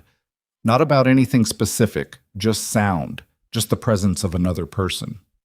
She told Emily about Missouri, about the farm before her parents died, about the particular sound the creek made in spring, about the cherry tree behind the house that her father had planted the year she was born, and that produced hard, sour cherries that were terrible to eat fresh and extraordinary in a pie. She talked about small things, quiet things, things that required no response, just sound, just story, a thread to follow through the dark. Around midnight, she heard the door open behind her. She thought it was Nathaniel. She'd told him midnight, but the footsteps were wrong. Lighter. She turned. Jacob stood in the doorway in his nightclothes, his hair disheveled, his face carrying the stripped-down look of someone who'd been lying in the dark for 3 hours and couldn't manage it anymore. He looked at his sister. Emily was quiet at this moment, the fever still high, but her body resting between bouts of restlessness. Is she the same? He said. About the same. Maybe a little quieter. He came into the room and stood at the foot of the bed. He stood there for a long time, looking at Emily with an expression that made him look much younger than 12, younger than he'd looked since the day Abigail arrived, when he'd constructed himself into something armored and unreadable. The armor was gone now. He just looked like a boy who was scared. "She can't die," he said. It came out flat, not a statement of hope, but of something that sounded like defiance, as though he were issuing the order to the universe and intended to enforce it. "She's fighting hard," Abigail said. "That's not what I said." She looked at him. "I know what you said." He was quiet. Then he moved to the chair Abigail had briefly vacated to get more water from the basin, and he sat in it, and he put his elbows on his knees and his face in his hands in an exact mirror of his father at the kitchen table, and he sat like that for a long moment. "I was horrible to her last week," he said from behind his hands. "We had a fight about something stupid. I don't even remember what. And then she got sick, and I didn't fix it." "She knows you love her," Abigail said. "You don't know that." "I know that because she talks about you," Abigail said. "When she talks, which I know isn't often, she talks about you. She talks about you like you're something she's proud of." He looked up. His eyes were red, not from crying, from the effort of not crying, which took its own kind of toll on a face. "She does?" "Yes." He looked at Emily again. Emily shifted in her sleep, turned her head, was still. "My mother," he said, and stopped. Abigail waited. "She got sick fast, too," he said. "Papa said she'd be better in a few days, and then she wasn't. And then she wasn't getting better, and then—" His voice was doing something difficult. "I keep thinking about that. Every time Emily gets even a little sick, I think about that." "That's not strange," Abigail said. "After what you went through." "It's been 14 months, he said. "Shouldn't it—" He made a gesture that meant, "Shouldn't it be less by now?"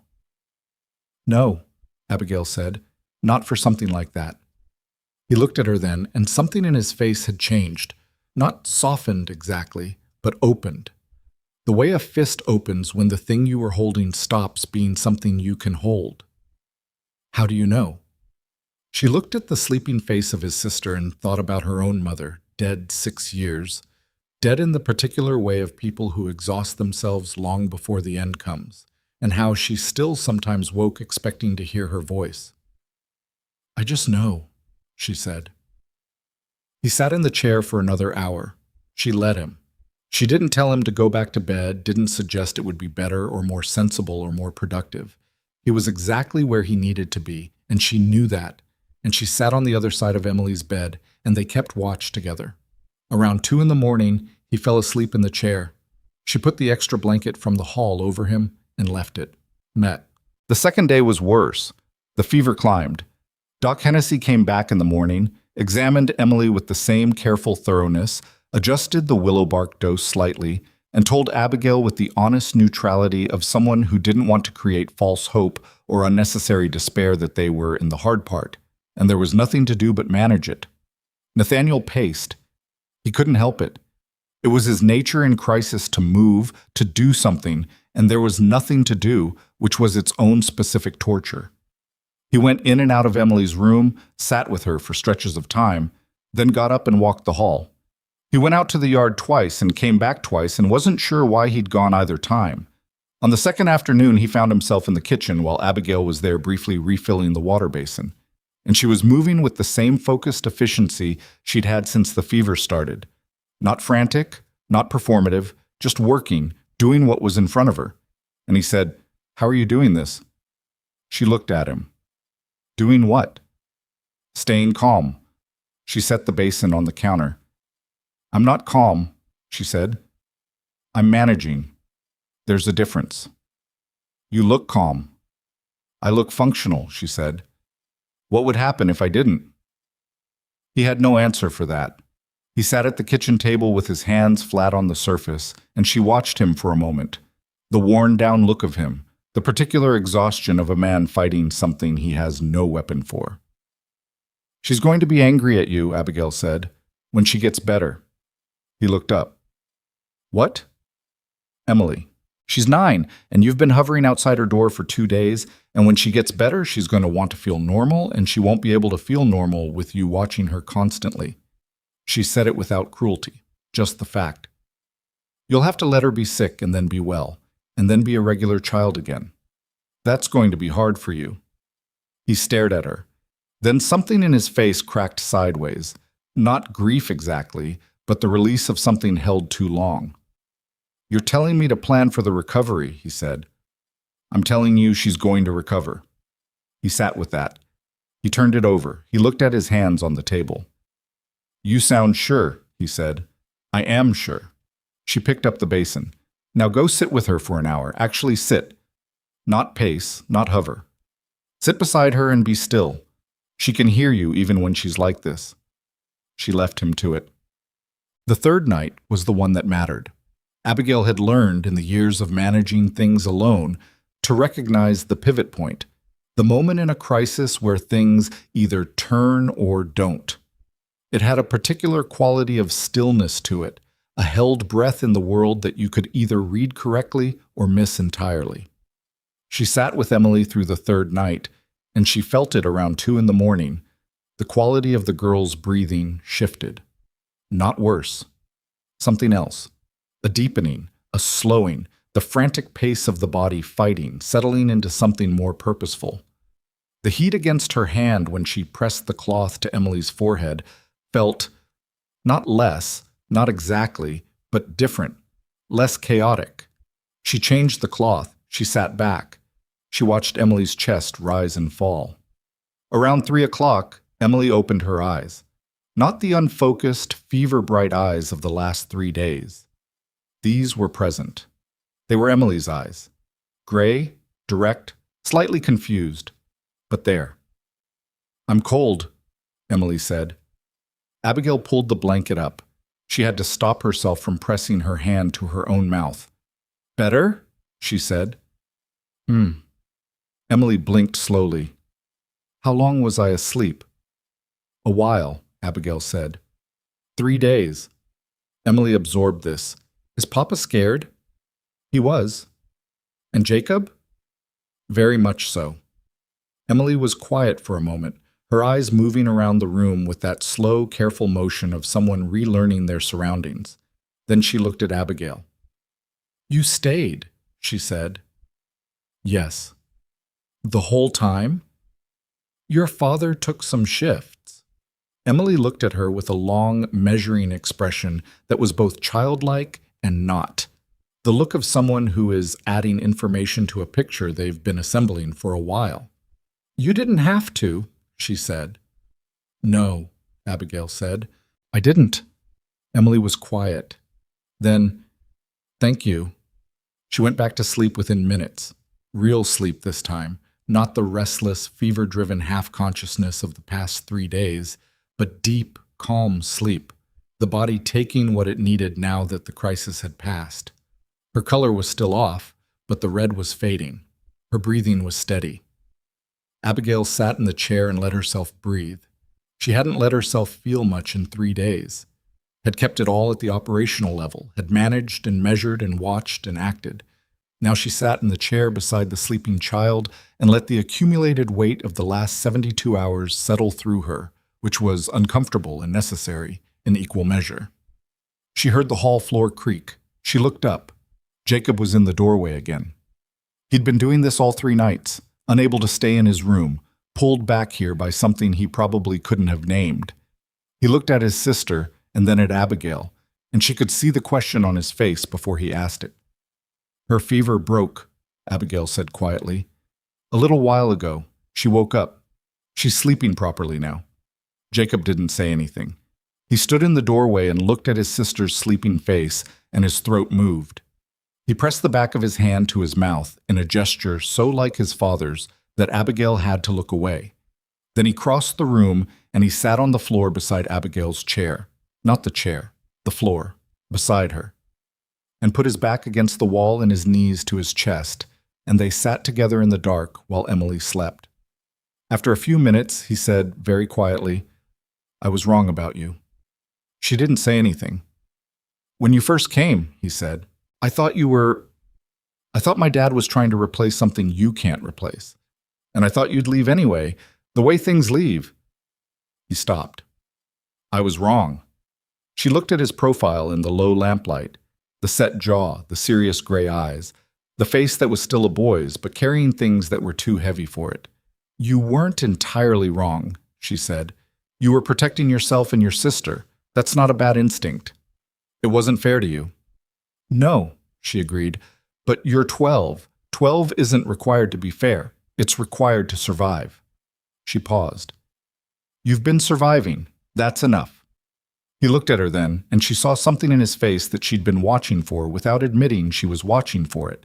Not gratitude, not liking, not any of the easy emotions. Something more basic and more lasting. Trust.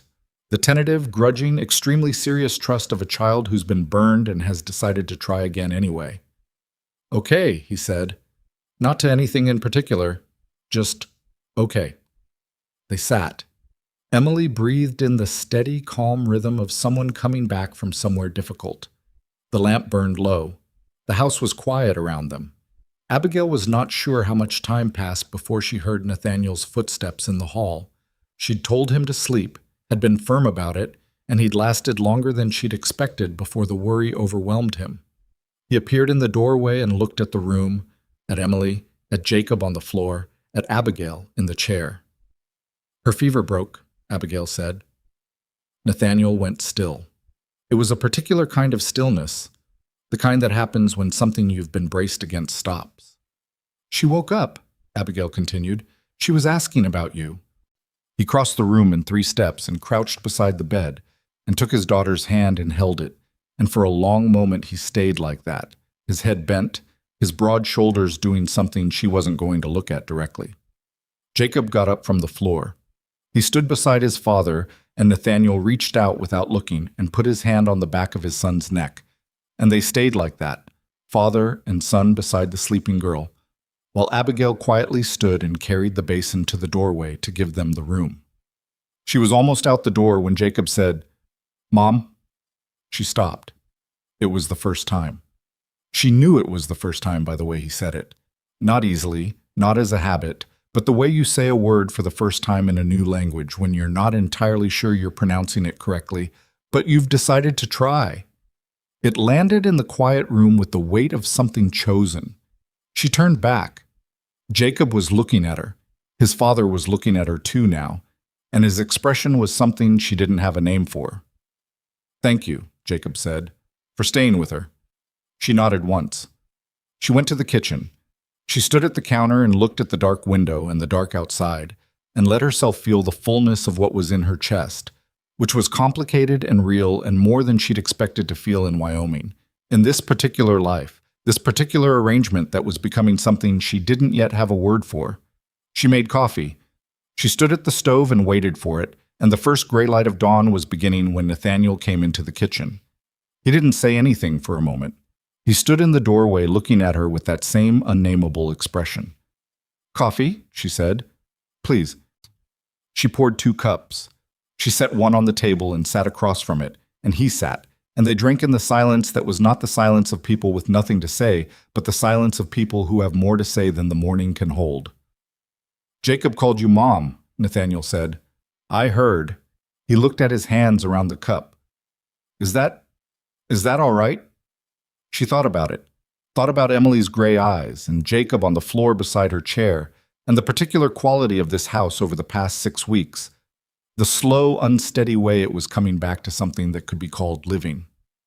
"Yes," she said. "It's all right." He looked up at her. The morning light was coming through the east window now, pale, thin, the kind of light that doesn't show things in their best aspect but shows them honestly. He looked tired. He looked like a man who had been afraid and had come through the fear and was sitting in the kitchen at dawn, trying to understand who he was now. "I need to tell you about Calloway," he said. She wrapped her hands around her coffee cup. "I know about Calloway," she said. "I've read the loan papers." He went still. "You read?" "Yes." "I didn't give you permission to—" "No," she said. "You didn't." She held his gaze. "Are you angry about it?" He was quiet. The anger moved across his face and then settled into something else. The look of a man deciding which thing is more important. "No," he said finally. "Tell me what you found." She told him. She walked him through the amendment on page 4, explained what it meant in plain terms, told him what she thought was happening with Calloway's questions around town. He listened with his jaw tight and his eyes on the table, and she could see him processing it. The particular difficulty of discovering that something you'd believed was one thing was actually another, and that the person who'd understood that before you was someone you'd hired 6 weeks ago to cook your meals. "How long have you known?" he said. 2 weeks? "Why didn't you say something?" "Because I wanted to understand it before I brought it to you," she said. "And because Emily got sick." She set her cup down. "And because I needed to figure out what to do about it, not just that there was a problem." "And have you?" His voice was measured. "Figured out what to do?" "I have some ideas," she said. He looked at her across the table in the early morning light, and whatever was in his expression now was more complicated than anything she'd seen on his face before. She thought about all the closed doors. She thought about Missouri and the advertisement on the board outside the post office, and the 3-day train ride, and Clyde Booth's laugh. She thought, this is what it was leading to. Not the easy thing she'd imagined when she was lonely and hopeful in Harlow, Missouri. Not the beautiful thing Thomas Wheeler had promised in letters worn thin at the folds. Something harder and more real. A broken family beginning to be unbroken.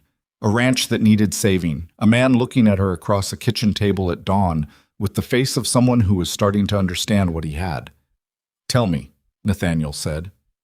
Outside, the sun came up over the Wyoming plain, flat and cold and completely indifferent to what it illuminated, which was the habit of suns everywhere. Inside the kitchen, it touched the window and moved across the floor and reached the table where 2 people sat with their coffee and the business of the rest of their lives in front of them. Abigail told him what she knew and what she planned, and she watched his face change as she talked. The tightness easing, replaced by something that looked, cautiously, like the beginning of a shared purpose. It was not everything. It was not finished. But it was the morning after the worst night, and Emily was sleeping safely down the hall, and Jacob had called her mom, and the coffee was hot, and she had work to do. That was enough. For now, that was more than enough. Martin Calloway's office was the nicest room in Red Creek, which was either an accomplishment or an indictment, depending on how you looked at it. It sat above the Red Creek Lending Association's ground floor, a space he'd furnished with the specific intention of making visitors feel slightly smaller than they actually were. The desk was wide and dark, imported at considerable expense. The chair behind it was leather. The chairs in front of it were not. Abigail noticed all of this the moment she walked in, because noticing things was what she did, and because understanding a person's performance of power told you a great deal about where that power was actually soft. She had not come alone. Nathaniel was beside her, which had been her decision. She'd been clear about this the morning after Emily's fever broke, when they'd sat at the kitchen table and she'd laid out what she knew and what she planned to do about it. She needed him present, she'd said, but she needed him quiet, not absent, not deferential, not performing the role of a man who'd come to negotiate from weakness, just present, steady, the way the land itself was steady, not doing anything in particular but undeniably there. He'd looked at her when she said it and then nodded once, which was the most efficient form of agreement she'd encountered in a human being. Calloway was at his desk when they were shown in by a young man who worked for him and who had the slightly anxious quality of someone who'd learned that being associated with his employer's meetings occasionally produced unpleasant outcomes. Calloway himself was 50-something, heavy through the shoulders, with a face that had probably been charming once and had curdled into something more calculated. He stood when they entered, good manners or the performance of them, and gestured to the chairs. "Mr. Reed," he said, "I was glad to get your note." He looked at Abigail with a particular quality of attention, assessing, mildly dismissive, filing her in a category before she'd spoken. "And this is?" "Miss Harper," Nathaniel said. "She manages the household." Calloway smiled at her. It was the smile of a man who had decided she was decorative rather than functional, and felt no need to revise that assessment. "A pleasure," he said, and then turned back to Nathaniel. Abigail set the documents on the desk. Calloway looked at them. Then he looked at her. "What's this?" "The loan agreement you drew up with Mr. Reed in April of 1881, she said. along with the amendment added 3 months later, and the schedule of payments made sense, which I've verified against the household accounts. He looked at Nathaniel. Nathaniel looked at the wall behind Calloway's head. Calloway looked back at Abigail. The decorative category was being revised. She could see it happening, watch the small recalibration in his eyes. "I'm not sure what you think you found, Miss Harper." "I'll show you what I found," she said, and sat down in one of the insufficient chairs and opened the top document and turned it so he could read it across the desk. Page 4 of the amendment. This clause here, which changes the repayment structure to allow early collection if the lender determines, and I'm quoting directly, "The property's productive capacity has materially declined." She looked up at him. "I'd like to understand how that determination is made. Specifically, who makes it, and on what evidence?" Calloway leaned back in his leather chair. "That's standard language." "It isn't," she said. "I've read 11 other lending agreements from associations operating in Wyoming territory, and none of them include a clause structured this way. This language gives the lender unilateral authority to call the loan early based on a determination that is entirely subjective." She paused. "Which means it gives you the ability to call this loan whenever you'd like, for whatever reason you'd like, framed as a productivity assessment." The room was quiet. Outside, Red Creek went about its business. Horses, voices, the distant sound of something being hammered. In here, the quiet had a different quality. Calloway was looking at her with an expression she recognized, the look of someone deciding how hard to push. "These are complex documents," he said, in the tone of someone explaining something to a person who has misunderstood. "The language exists to protect the lender's investment. I understand what it exists to do," Abigail said. "I'm explaining what it actually does, which is different." Nathaniel's hand, resting on his knee, tightened very slightly. She didn't look at him. She kept her eyes on Calloway. "What is it you're proposing, Miss Harper?" Calloway said. He dropped the smile. That was useful information. The smile was the public face, and the public face came off when he felt he was in a real conversation rather than a performance. She was now apparently a real conversation. "I'm proposing that Mr. Reed refinances this loan under the original terms," she said, "without the amendment. The original payment schedule is manageable and has been met without exception for 2 years. The amendment created conditions that were not disclosed clearly at signing, and I think we both know that an attorney in Cheyenne would find that interesting." Calloway was very still. She laid the second document on the desk. "I've also drafted a letter to the Wyoming Territorial Land Office," she said, outlining the structure of this particular amendment and asking whether it's consistent with territorial lending regulations. "I haven't sent it." She put her hands flat on the desk. "I'd like to resolve this here, between reasonable people, without involving anyone else." The silence stretched. Calloway looked at the letter. He looked at Abigail. He looked at Nathaniel, who was sitting in his insufficient chair with his arms crossed and his face doing exactly what she'd told him to do, which was nothing in particular. "You drew this up yourself," Calloway said to Abigail. "Yes." "You're not an attorney." "No," she said. "But the attorney I've been corresponding with in Cheyenne is." This was not entirely accurate. She had written one letter to a man she'd found through the territorial directory, who had written back with enough useful information to constitute a conversation, which she had stretched in this particular statement to its furthest defensible edge. "Would you like his name?" Calloway picked up the amendment document and read the 4th page. He set it down. He picked up her letter and read it. He set that down too. "The original terms," he said. "Yes. Effective immediately." Effective immediately, with the amendment voided in writing, signed by both parties. He looked at her for a long moment. She could see him calculating, running the numbers, the risk, what she actually had versus what he had, where the angles were. She kept her face still and waited. "You've been in Red Creek 2 months," he said. "About that." "And you came here with nothing."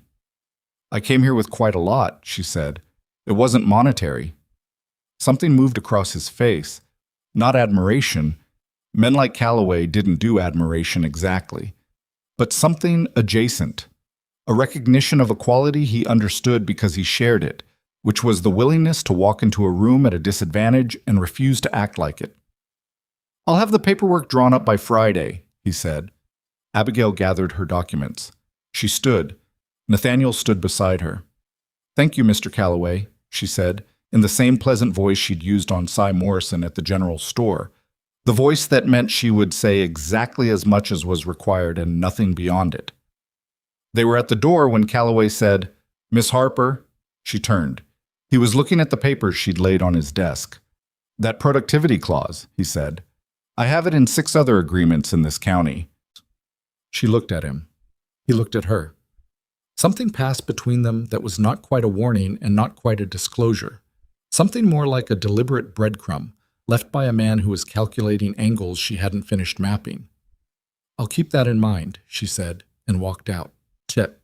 On the street below, Nathaniel stopped walking and turned to her. He had the expression of someone who has just watched something happen and is still assembling what they saw into a coherent sequence. 6 other agreements, he said. "Yes." "You heard what he said?" "I heard it." He was looking at her. The October cold moved down the street between them, carrying grit. "He told you that deliberately." "I think so." "Why?" She looked at the length of Red Creek's main street, the storefronts, the people moving between them, the ordinary machinery of a small frontier town. "I think Mr. Calloway is a man who understands leverage," she said, "and I think he just told us where to apply some." She was quiet for a moment, and Nathaniel waited, which she was beginning to appreciate about him, the ability to wait without filling the silence with questions. 5 other families, she said. "At minimum, if the clause is in 6 agreements and ours is one of them." "We don't know those families." "We know some of them." She thought of Walt Hennessy, who Nathaniel trusted. She thought of what DeVere had told her about the ranchers taking losses together. She thought about how problems looked different when you understood they weren't yours alone. "We know enough to start." It took 3 weeks to find the others. This was not a dramatic 3 weeks. It was a quiet, methodical one, which was the only kind Abigail knew how to run. She talked to women first because women talked to her in a way that their husbands often didn't, not because the women were more forthcoming by nature, but because she was available in the spaces where women operated. And over time, those spaces filled with information the way low ground fills with water. She talked to Frances Hennessy at the dry goods counter at Morrison's, who mentioned her husband's worries in the oblique way of women who don't want to be accused of disloyalty but need to say the thing anyway. She talked to Ada Bright at the well behind the church, whose husband had borrowed from Calloway after a bad season 2 years back. She talked to May Sutton, who came into town every other week with eggs to sell and who had a quality of watchful intelligence that Abigail recognized. She asked questions carefully. She didn't say what she was looking for until she was sure of what she'd found. She did a great deal of listening, which was the work that looked least like work and produced the most. By the end of 3 weeks, she had names and amounts, and in 3 cases, when husbands were persuaded by their wives to dig out the paperwork, the specific language of the clauses Calloway had mentioned. 2 of the agreements used identical language to the one in Nathaniel's amendment. 1 used a variation. All of them had the same effect. She brought it to Nathaniel on a Saturday evening when the children were in bed. She spread the notes on the kitchen table and walked him through what she'd found, and he sat and listened with the same focused quiet he'd brought to Calloway's office.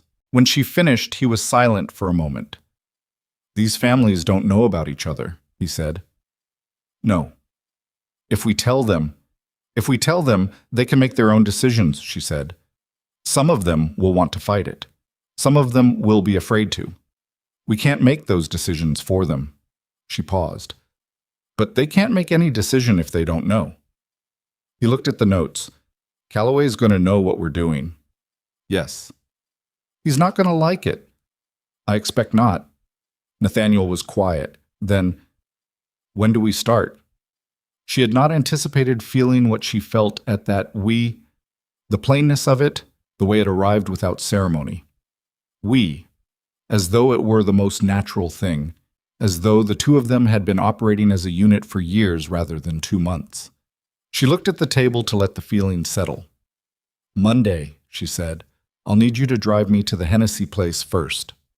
Walt Hennessy was a lean, skeptical man of 50 who had the particular quality of someone who'd been burned enough times to make skepticism a philosophy rather than a mood.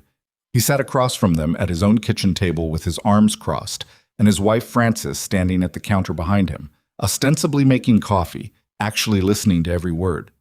Abigail laid the relevant paperwork in front of him and said nothing while he read it. She watched his face rather than the documents, because his face was where the useful information would appear. He read the clause, he read her notes, he set them down. "Calloway told you this himself?" he said. "Not in so many words," Abigail said, "but clearly enough." Hennessy looked at Nathaniel. "You trust her reading of this?" Nathaniel met his eyes. "Yes." "You trust her to know what she's talking about with the legal side?" "Yes." Hennessy looked back at Abigail. "And what happens if we go to this attorney you've been writing to? What does he actually do for us?" "He reviews the agreements," she said. "He determines whether the clause is enforceable under territorial law. If it isn't, and I believe it isn't, based on what he's already told me, he advises us on how to bring that to Calloway's attention in a way that has legal weight." She paused. 6 families, 5 or 6 agreements with the same clause. That's not an individual complaint. That's a pattern. Patterns are harder to dismiss than one rancher with a grievance. Frances Hennessy had stopped pretending to make coffee. She was standing with her back to the counter and looking at Abigail with an expression that was thoughtful and measuring, and beneath both of those things, something that looked like relief. "My husband," she said carefully, "has not been sleeping." "Frances," Hennessy said. "He hasn't," she said simply. "This has been hanging over us for a year, the thought that he could call it in whenever he decided the ranch wasn't productive enough." She looked at Abigail. "What are the chances this actually works?" "I don't know," Abigail said. "I won't tell you I know when I don't. What I know is that doing nothing doesn't work. The clause doesn't go away because you don't look at it." She folded her hands on the table. "And I know that 5 families are harder to ignore than 1. Frances looked at her husband. Walt Hennessy looked at the papers on the table. He had the expression of a man who'd been waiting for something to push against and was deciding if this was the right thing. "All right," he said. "What do you need from me?" Okay. The meeting happened on the 3rd Saturday of November in the back room of Morrison's General Store, which Cy Morrison allowed with a complex expression that suggested he had opinions about it and had decided his opinions were less important than being on the right side of something. 5 families came.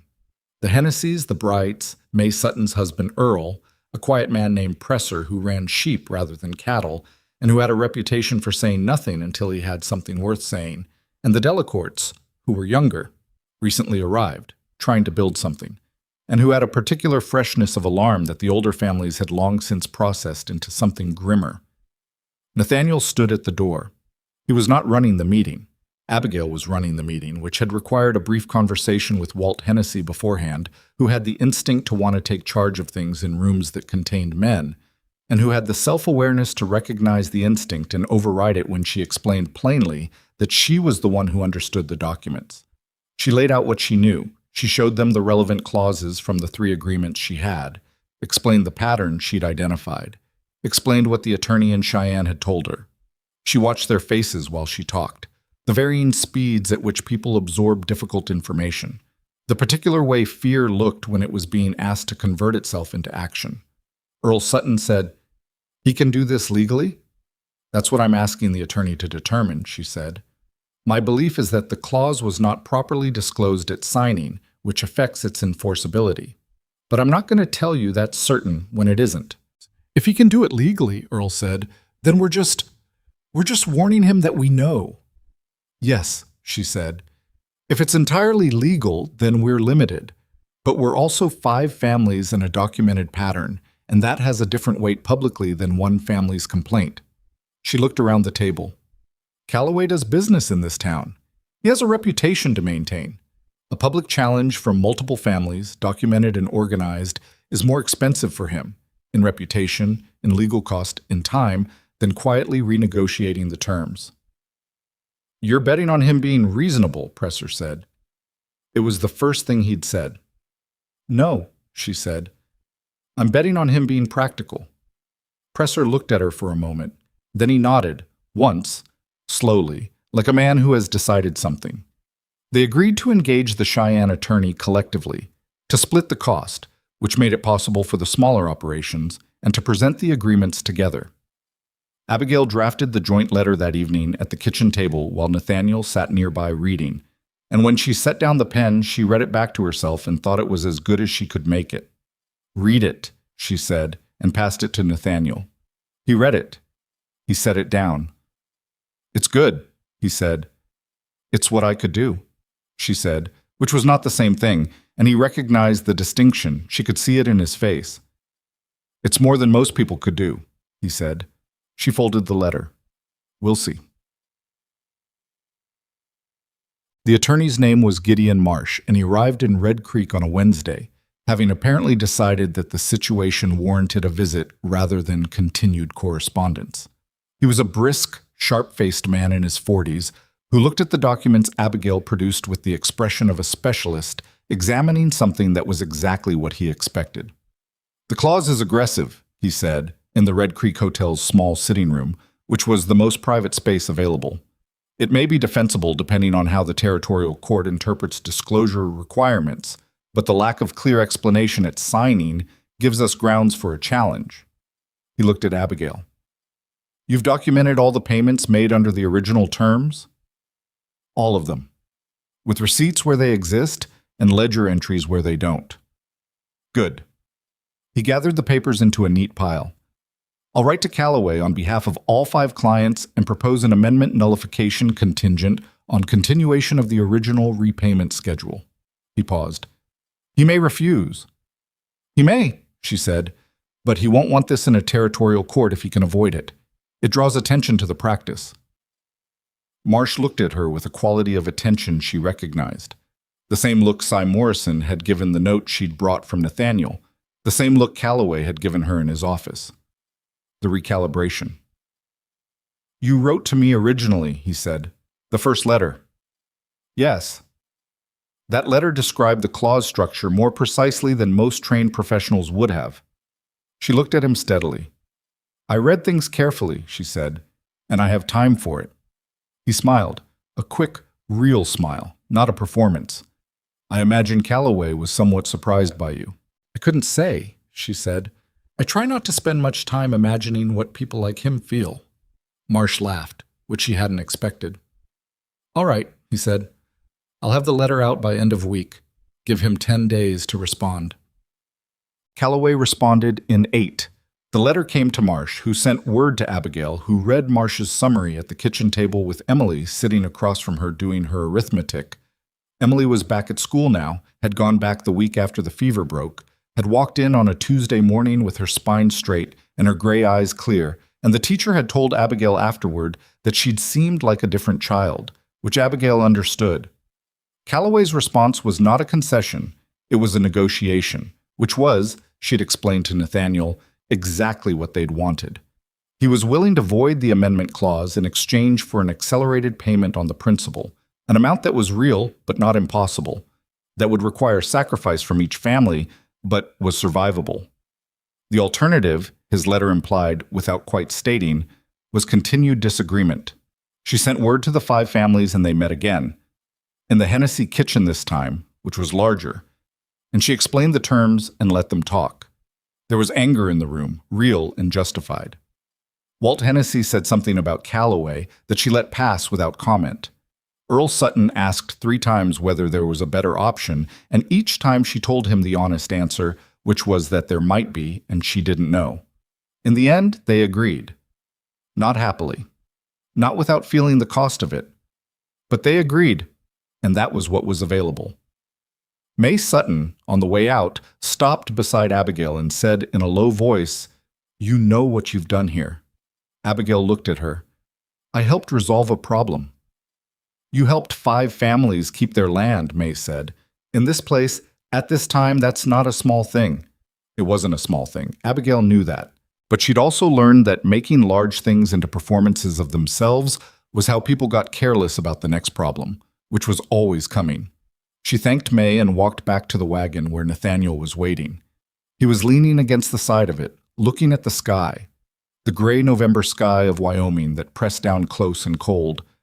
And when he heard her, he turned. "Done?" he said. "Done," she said. He helped her up to the seat, which was the kind of small automatic courtesy she'd noticed him begin doing somewhere around the third week, and climbed up beside her, and they drove back toward the ranch in the cold afternoon. After a mile, he said, "Calloway came to find me this morning, before the meeting." She looked at him. "What did he want?" "To tell me he respected my position." His voice was entirely level.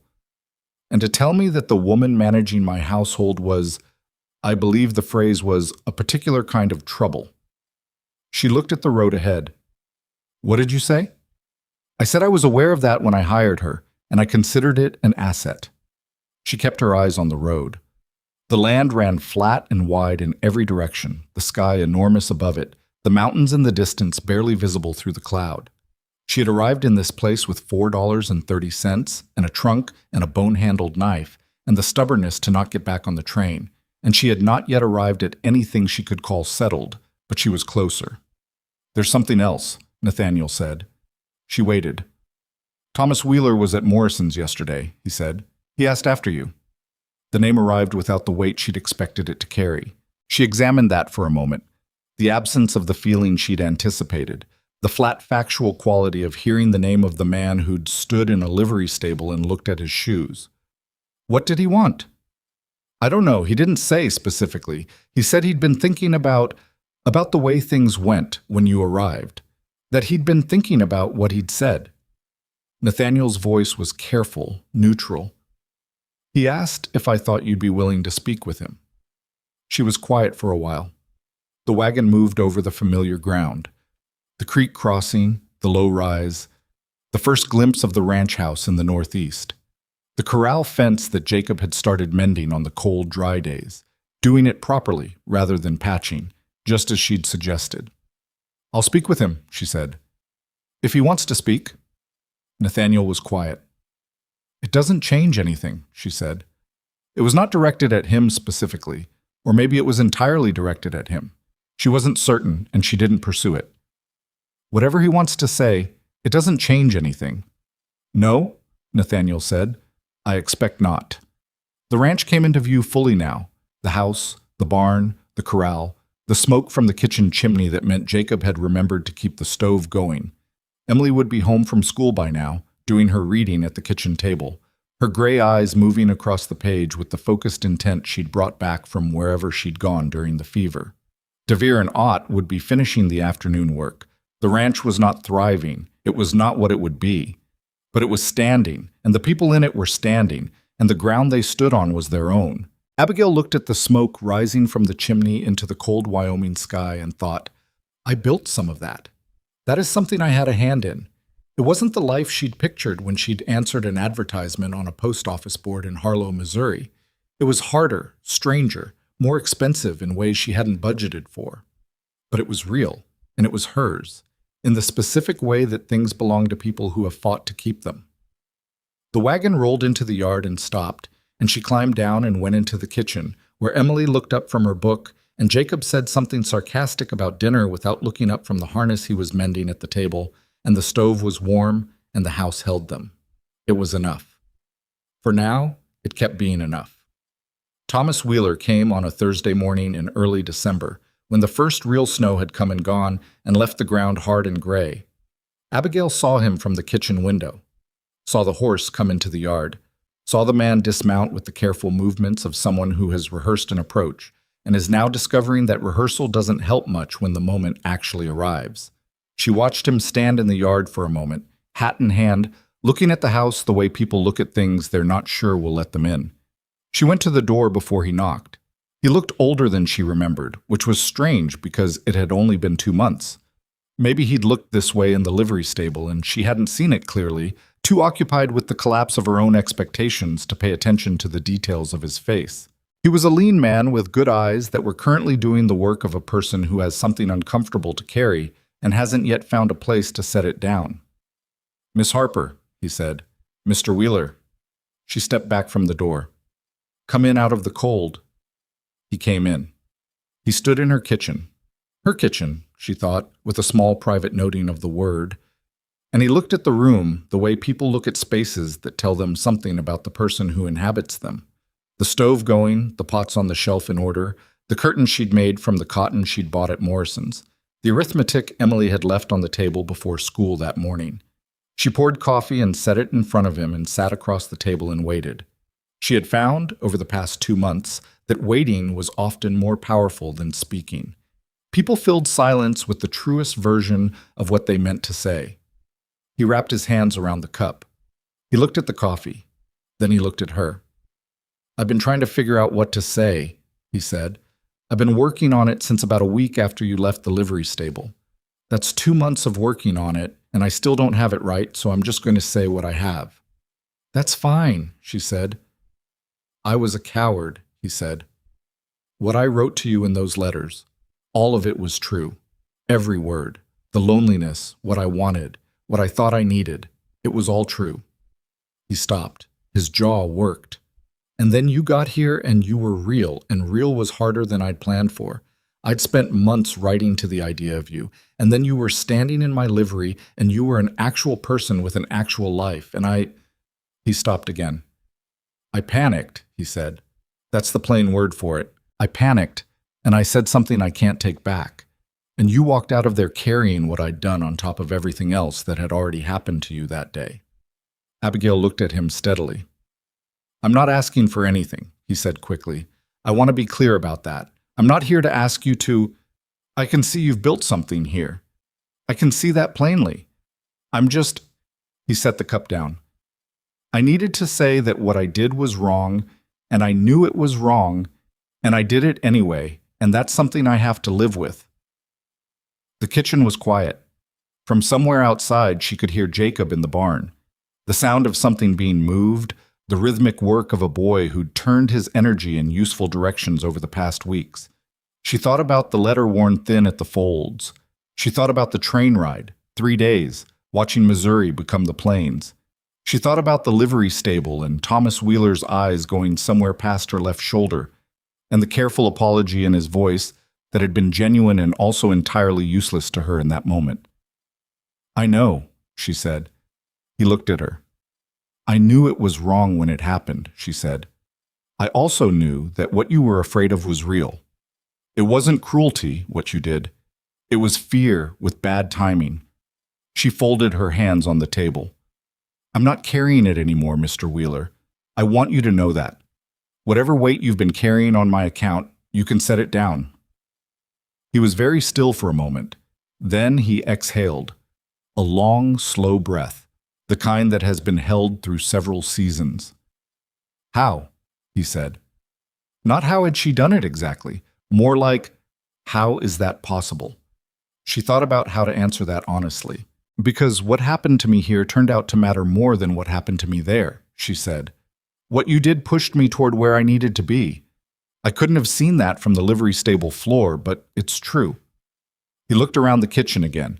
He looked at Emily's arithmetic on the table, at the curtains, at the evidence of a life built from the materials of a difficult beginning. "You're happy here," he said. It wasn't quite a question.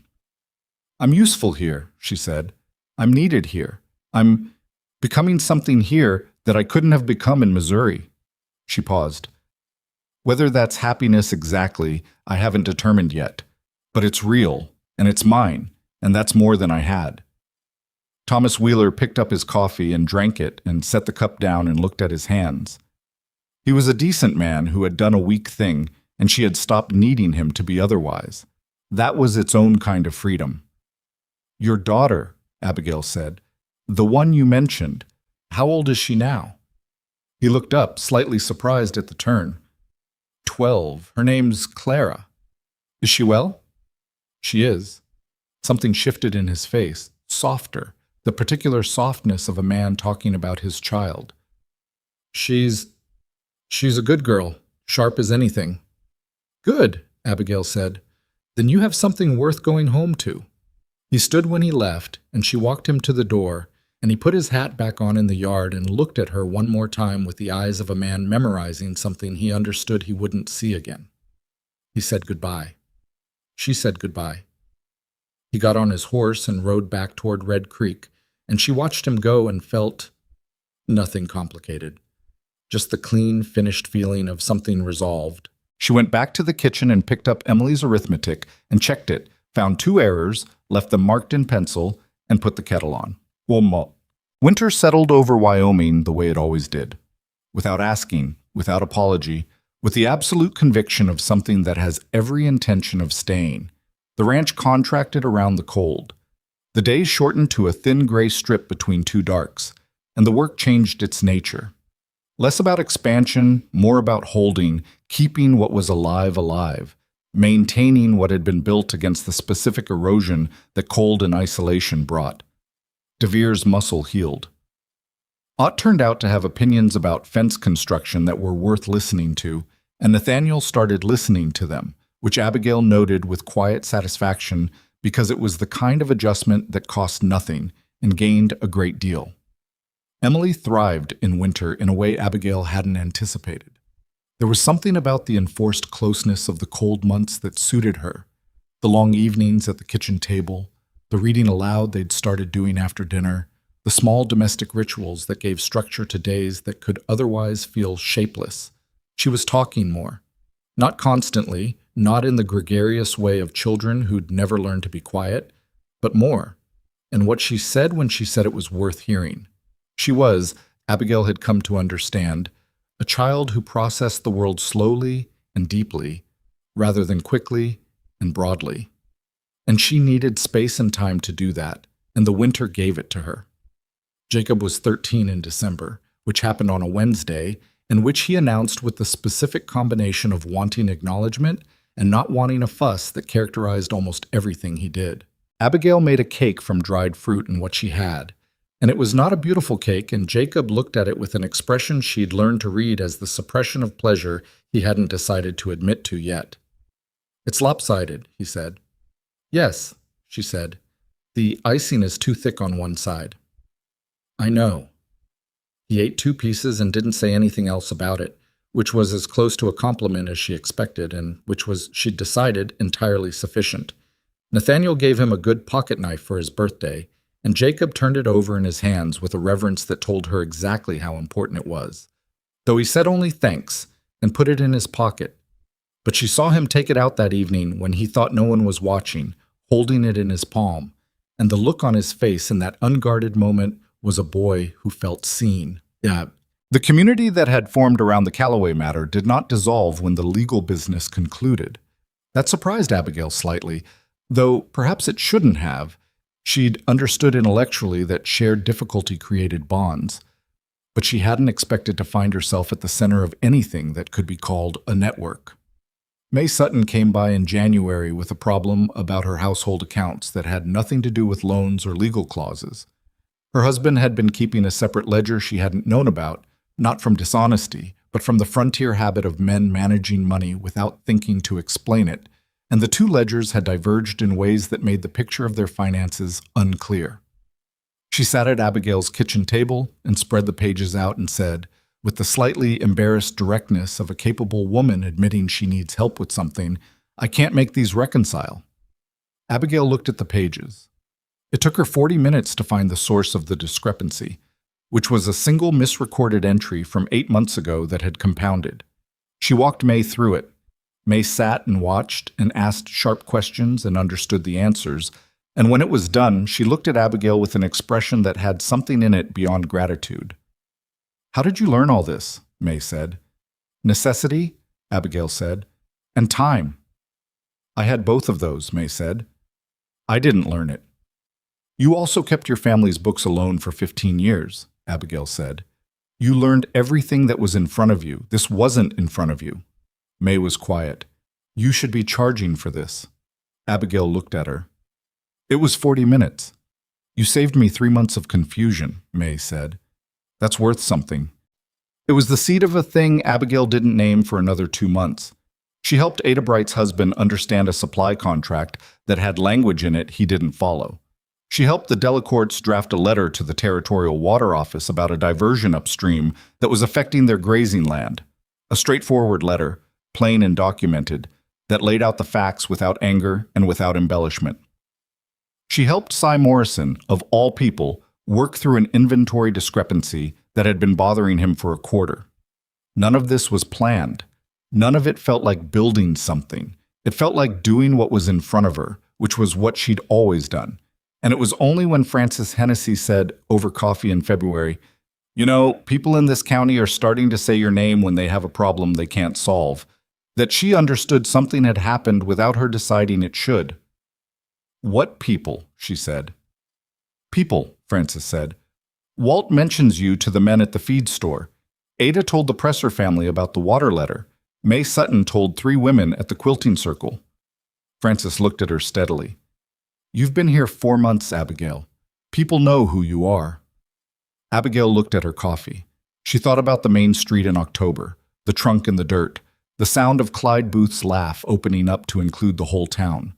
She thought about sitting in the dirt outside town with $4.30 and the particular arithmetic of nothing. "Good," she said, which was not a sufficient response, and she knew it, but the rest of what she felt wasn't ready for language yet. Tub. She and Nathaniel talked more as the winter went on. This happened naturally, the way things happen when 2 people share a space and a purpose, and the days are short and the evenings are long. It started as practical conversation. The ranch, the children, the plans for spring, what needed doing, and in what order. Then it became something else, in the incremental way that things become something else when no one is forcing them. He told her about his wife. Not all at once, not in any single conversation that could be identified as the conversation, but in fragments over weeks, the way you tell someone about something large. Her name was Margaret. She'd come west from Ohio with her family at 16 and had never gone back, not because she couldn't, but because she'd decided early that Wyoming was what she wanted, and she was the kind of woman whose decisions held. She had been, he paused when he said this, looking for the word, definite, he said. She'd had a quality of definiteness about her that made the space around her feel organized. "You miss that," Abigail said. "I miss her," he said. "The definiteness was part of her, but I don't miss it separately. I just miss her." He paused. "Does that make sense?" "Yes," she said. "That makes complete sense." He told her about the day Margaret got sick, the ordinary morning of it, how it had started as nothing and became everything in the space of a week. He told her about sitting in a chair beside a bed for 7 days and the specific way time moved during that, how hours could be both endless and gone before you registered them. He told her about Jacob, who had been 11 and had understood more than an 11-year-old should have to, and Emily, who had been 8 and had not fully understood, and who had been, in some ways, more difficult to help for that reason. Abigail listened. She didn't try to resolve what he was saying or improve on it or redirect it. She sat with it, which was what it needed. One evening in February, after the children were in bed and the stove had settled into its late-night rhythm, he said, "Can I ask you something?" "Yes." "When you said, in October, that first morning, you said ask me again in spring, about whether you could work with this arrangement." He looked at the table. "Spring's coming." She looked at him. The lamp between them was burning low and the kitchen was warm, and outside the Wyoming cold was doing its relentless work against the walls of the house. She knew what he was asking. He was asking it in the most careful, least pressuring way a person could ask something, giving her every possible exit, and she recognized that and appreciated it and was not going to take the exits. "The arrangement has changed," she said. He looked up. "What we started with isn't what we have," she said. "I want to be honest about that before I answer anything else." "Yes," he said, "I know." "And what we have is, it's not simple," she said. "It's 2 people with histories and 2 children and a ranch and a community that's decided to need us. And none of that is simple." "No," he said. "None of it is." She looked at her hands on the table and she thought about all the things she'd known how to do before she came here.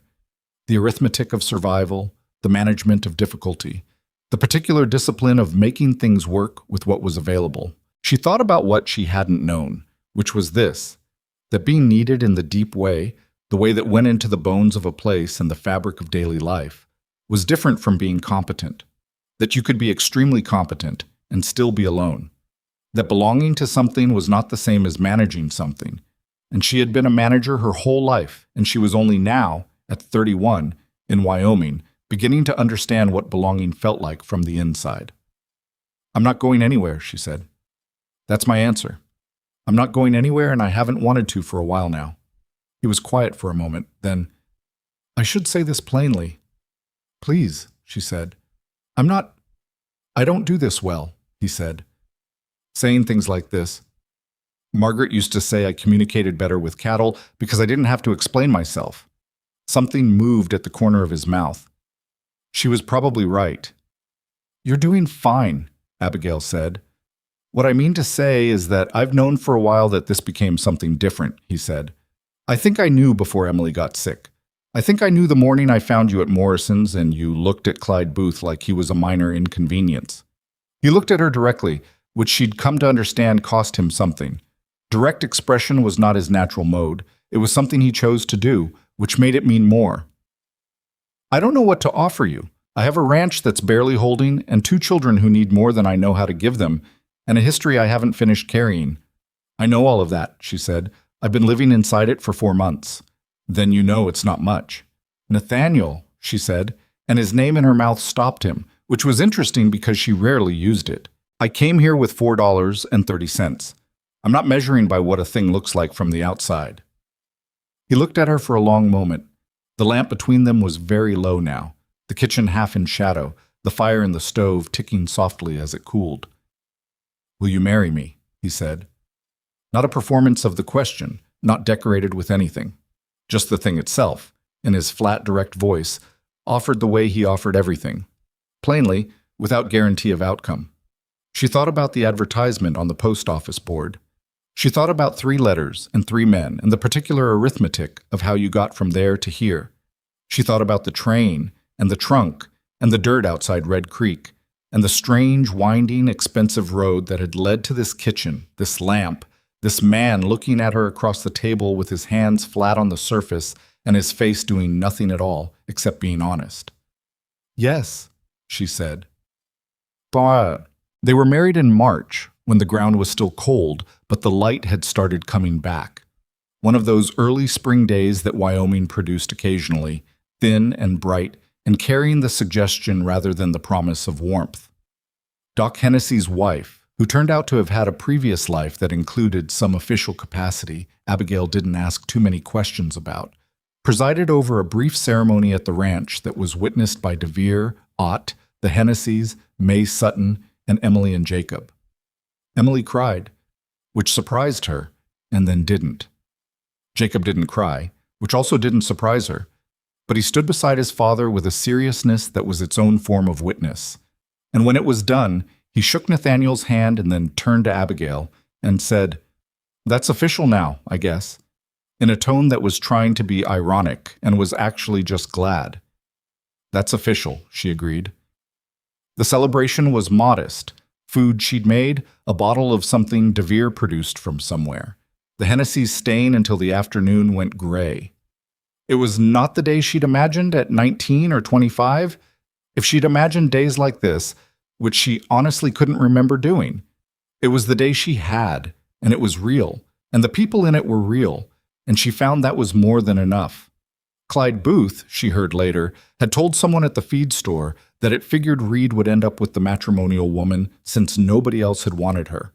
She heard this from Frances Hennessy, who was clearly expecting a reaction.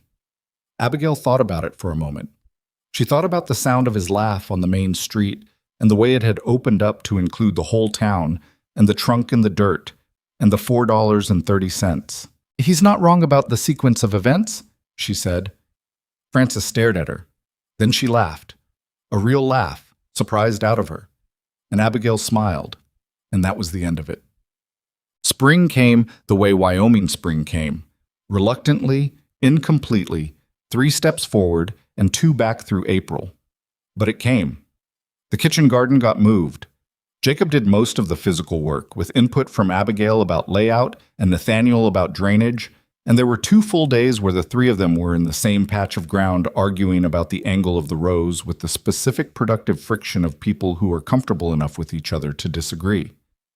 Emily stood at the edge and offered opinions that were ignored and then turned out to be correct, which she accepted with the quiet satisfaction of a child who has learned to play a long game.